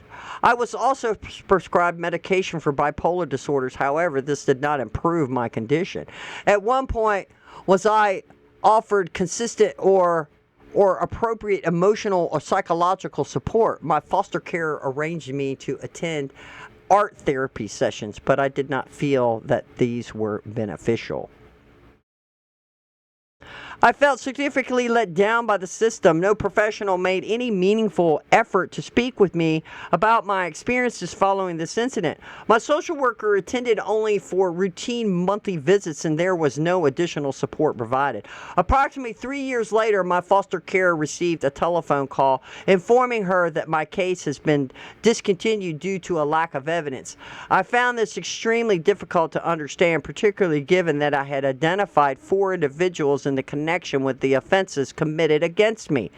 Throughout my teenage years, I continued to struggle with the emotional and physical effects of what had happened. I found it extremely difficult to cope with everyday situations that others may consider normal. Even now, at the age of 26, I continue to experience ongoing difficulties, including distress triggered by certain smells, sounds, environments, which bring back memories of the event.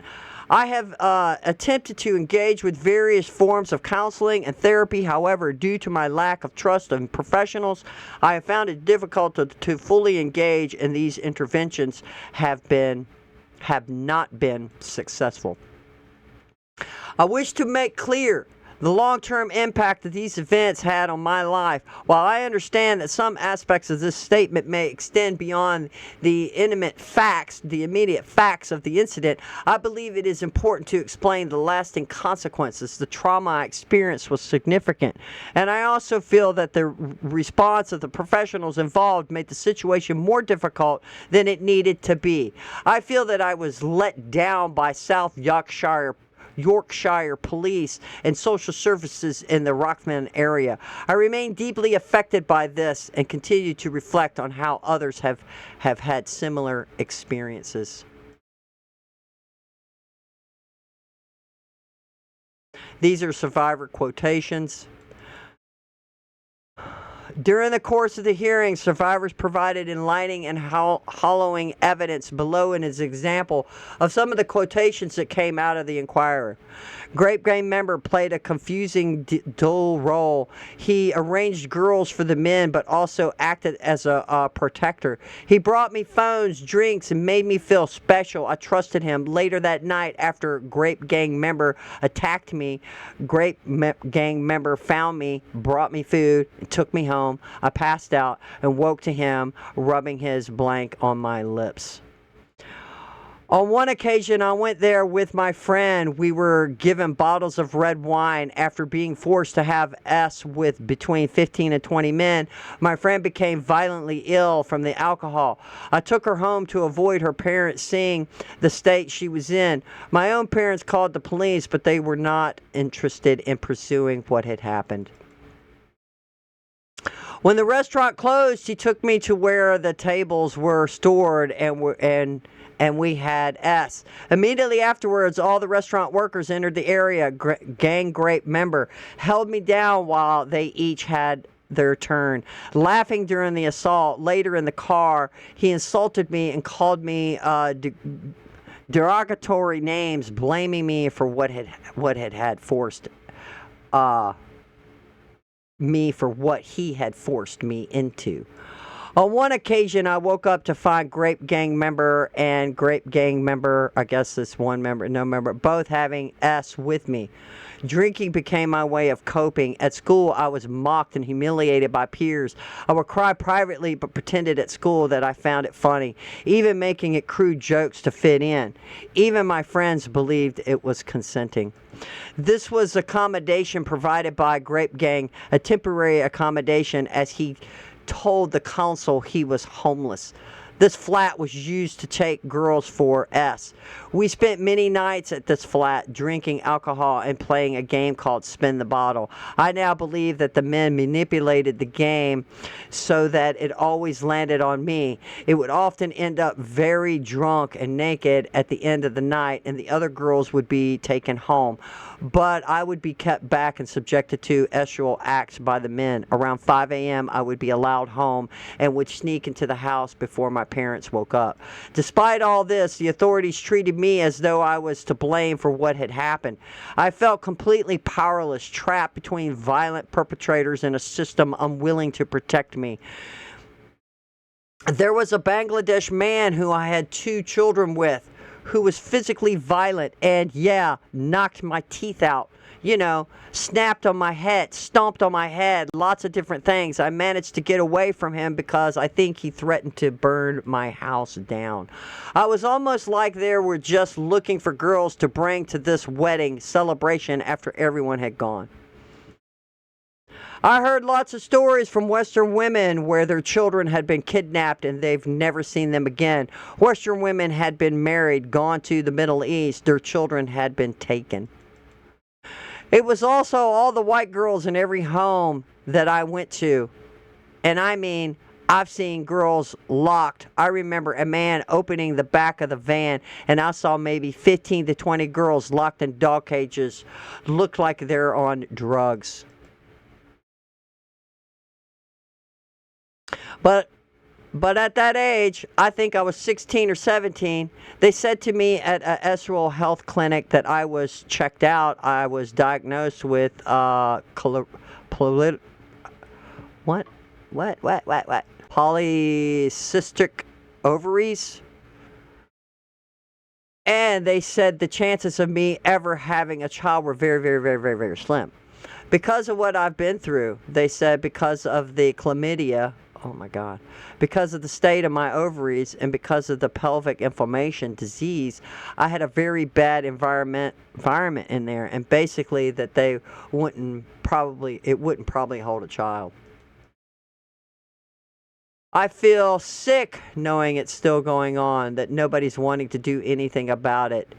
Even now in 2026, we're still having this conversation. We're still trying to get people to talk about it. Now remember, guys, these are comments, these are statements from different people. They like to take my passport and my documents and my ID, and they do insurance claims for car accidents through my name that I'd been in. I'd done medicals where I'd have to walk in and claim that I have a sore neck, and they would get the money for it.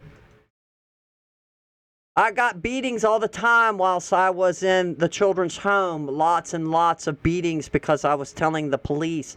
I was beaten to the point where I got an aneurysm and my hair fell out. If it wasn't me, it was someone else. Inquiry panelists, you were 15 at this point? Grape Gain survivor. Yes. The one in the picture in the leather jacket, he's the one who took my virginity. Panelist. How old was he? Survivor. He was 33 at the time.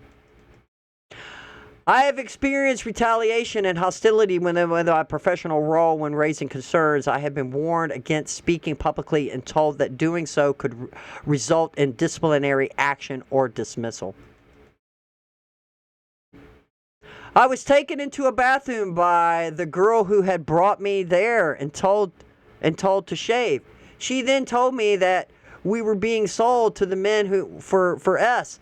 I had not known this beforehand. I did not want to participate, but I was frightened, trapped, and compelled out of fear. I cannot describe in detail what had happened in the bathroom. I was actually exploited and abused by an adult male. Afterwards, we were made to sleep in a small child's bed belonging to a toddler. Grape Gain survivor. I disclosed directly to staff at the children's home what was happening to me, including the estrel exploitation, the repeated trips to flats that involved an adult men, the exchange of money, and the reason for my rapid, dangerous weight loss. I explained that I was frightened and felt trapped. I was told words to the effect that this did not constitute trafficking, that I was over 16, and that was happening was a matter of choice. Police were not contacted at that stage, and no immediate protective action was taken. So, Grape Gang member. It's like, do you want to kiss? And I'm like, no, not really. He's like, right, okay, we can get it on. And I was like, no. I said, I'm not. I'm on my period. That was the first thing that came to mind. And I wasn't. But that was my first excuse. He's like, oh, it's okay. It doesn't matter. So I was like, no, pushing him away. He pulled my legs forward so that I was almost laid like slouched. And he pushed me back and he pulled my pants down and got on top of me and he raped me. And I was saying no, I was kicking at the same time. I was 12 years old. This guy, just so I can say this clearly, was taken to trial and caught. He was put on a retrial and he walked away. He is now walking the streets. They would toot the horn of the car, and then a child could be taken to the front door by a staff member of the children's home. Inquiry panelist. Were there any other objects that they graped you with? Grape game survivor. Coca-Cola bottles, keys. For some reason, somebody tried to put a baseball bat up there. Panelist. Do you think they were doing these things for sexual gratification? Survivor. It's about harm. They don't care. They don't care about you. They usually try doing these things after they're done with their sexual bit, but they just wanted to do it. Once they're finished, that's it. They can do what they want to you. That's how it seemed.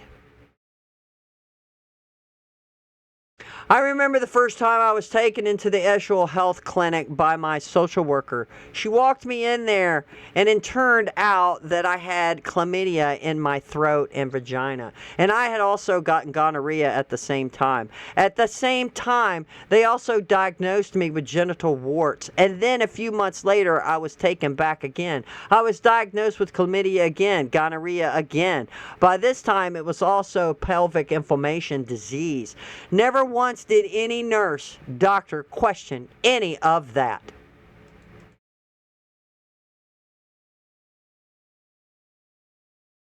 There was a circle of Pakistani nationalists. They were pointing to the children as if they were choosing them. Inquiring panelists. When you were picked, what happened, survivor? The male staff at the children's hospital would keep taking the children to the arcade and done up in nice clothing. Panelists. So you're saying that the staff at the home were selling you to these foreign men? Survivor, yes. It's very much looked like it. Something was being set up. They knew the names of the children, and they were all hanging around in the back to back taxis. Yes, loads of times they used to tell me things about the good angel and the bad angel that I've been kind of possessed, and that they've got to punish me to get the badness out of me. That's why they have to grate me and do all this stuff to me to get the badness out of me.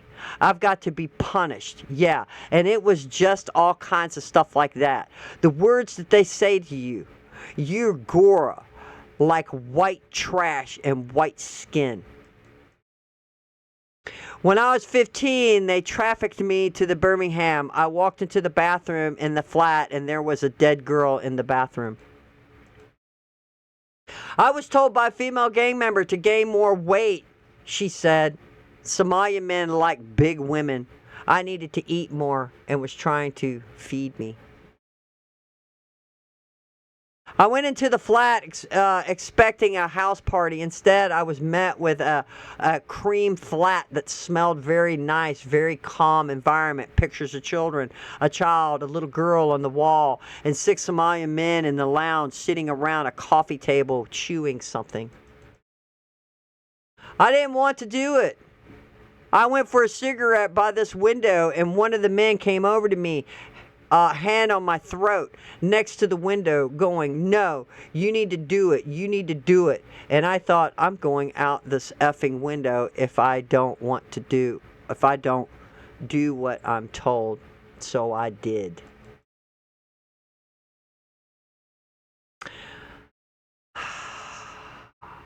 I even got asked to get married to someone from Pakistan for money. You don't have to sleep with him if you don't want to, but if you want to be with them, you can, and things like that. He put a cigarette out on the baby's face. I remember closing my eyes, and then every now and again I'd peep, and all I could remember is just seeing his face, like, when someone's like really like trying to force it in, and then after it did, I just remember being in so much pain and bleeding loads. I was like really, really bleeding. We were given, I guess that's some kind of vodka, absinthe and vodka, and like a soft drink to mix with. Like literally one of the strongest alcohols was given to us, and by no mistake, it was to exploit us in some of the horrendous ways possible that a child could be.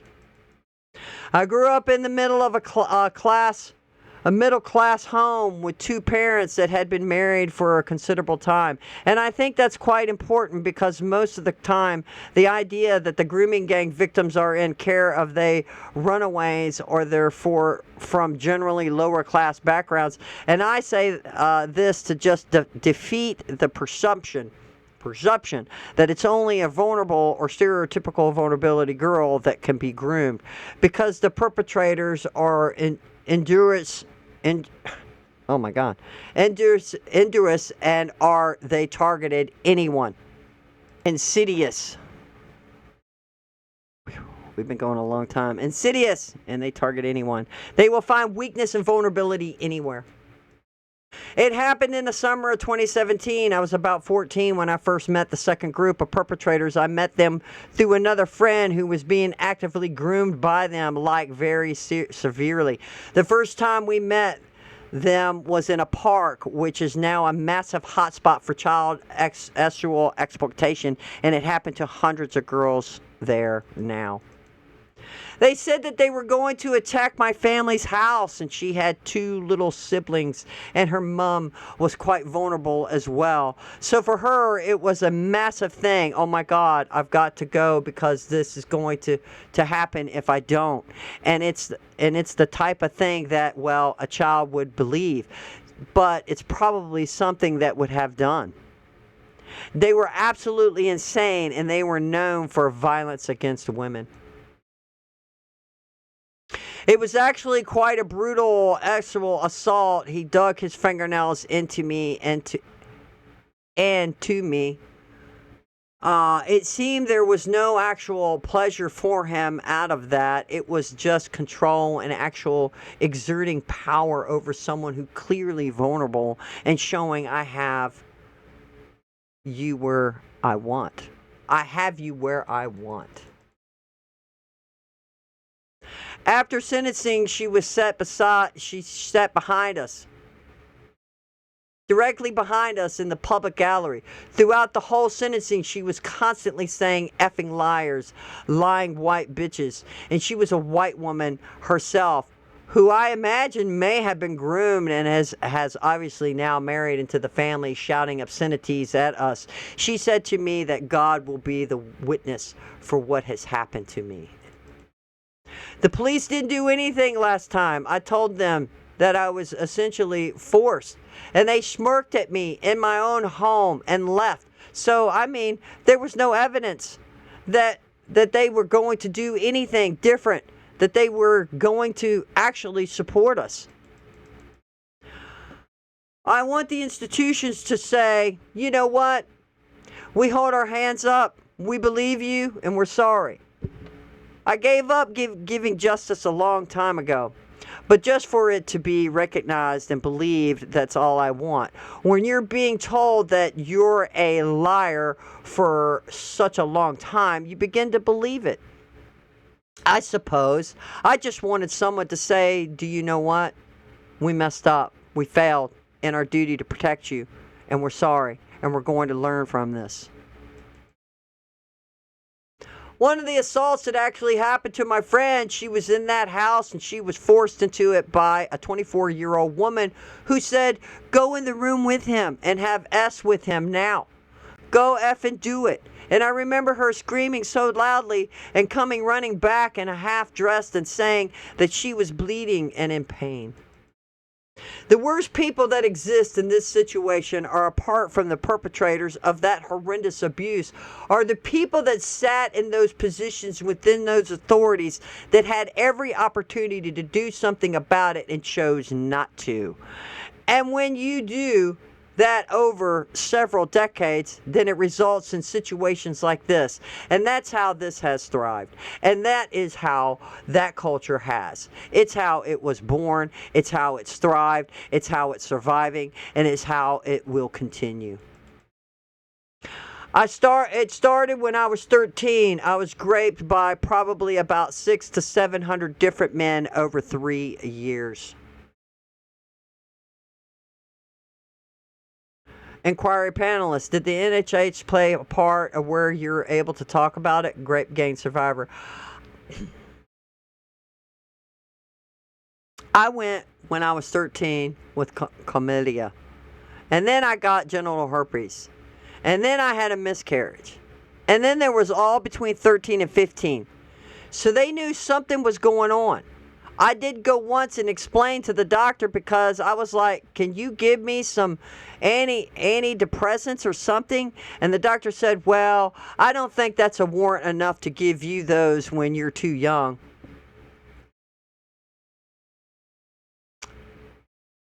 NHA is complicit.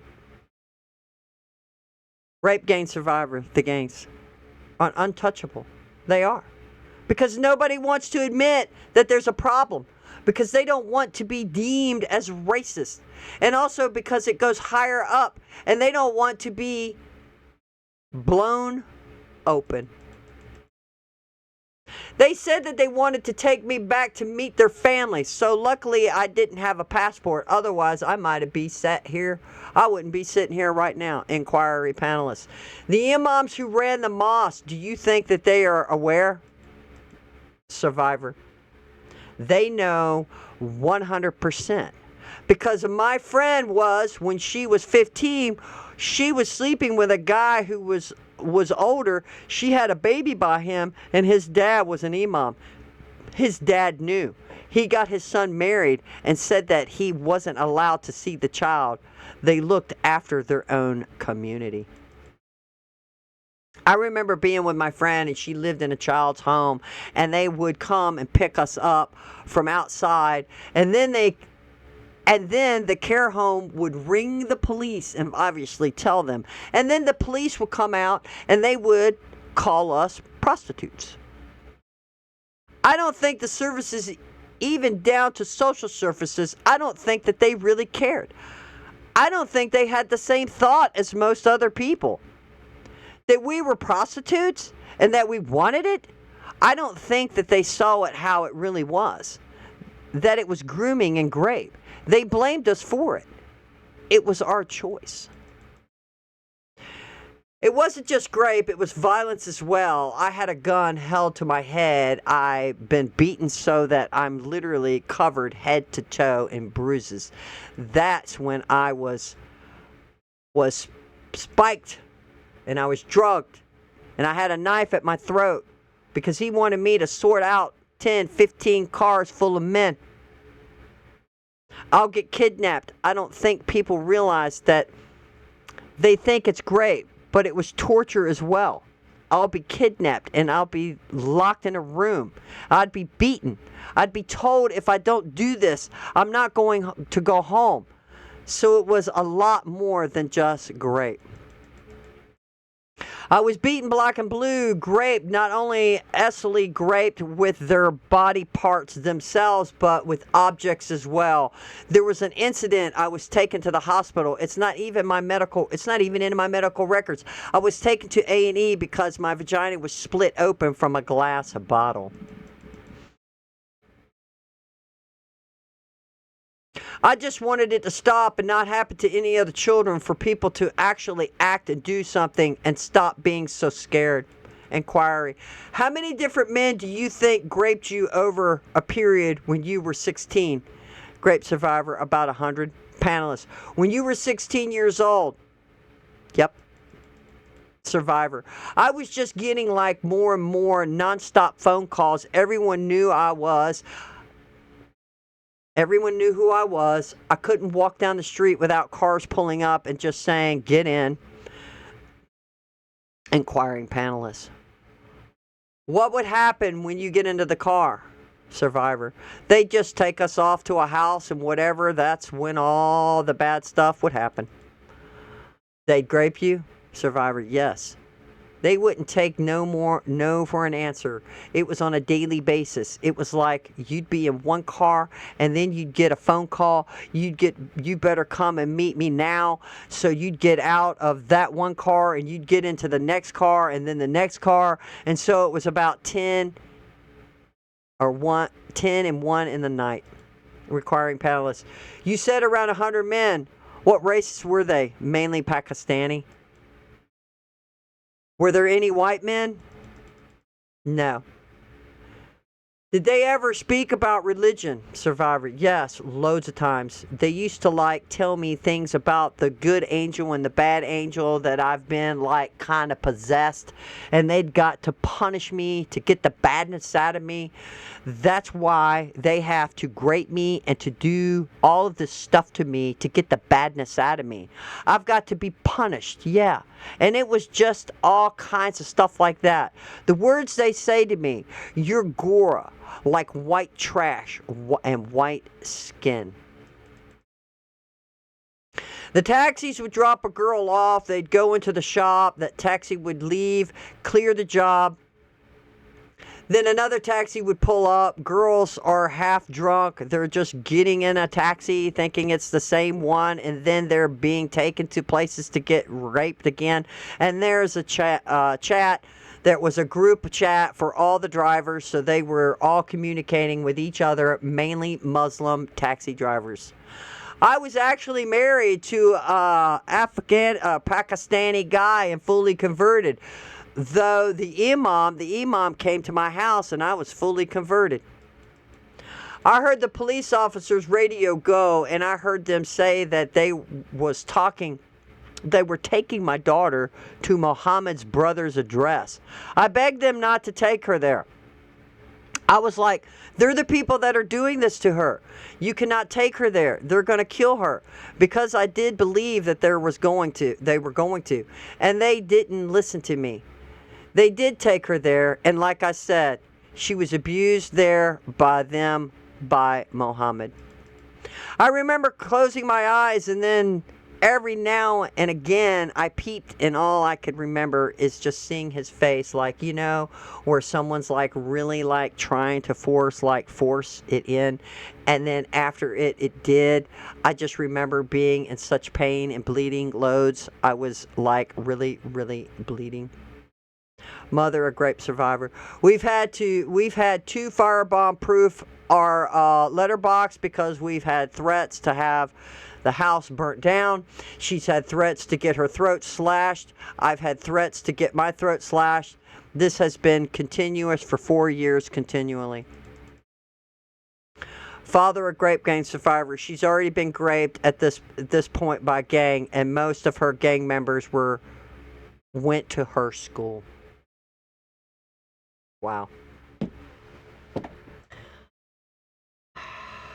This is Appendix 2, Institutional Failures, which I think it's pretty much going over. We're going to wrap it up right here. This is the police and justice and stuff like that. So I think what we'll do in tomorrow's show, after we do some shows, then I can read Appendix 3. We'll do that. But I don't know what else to say. Pray for these women. Pray that they can find justice. That all of these bad actors get caught and thrown in prison for a very, very long time. And the UK needs to seriously start considering massive remigration. Deport these people.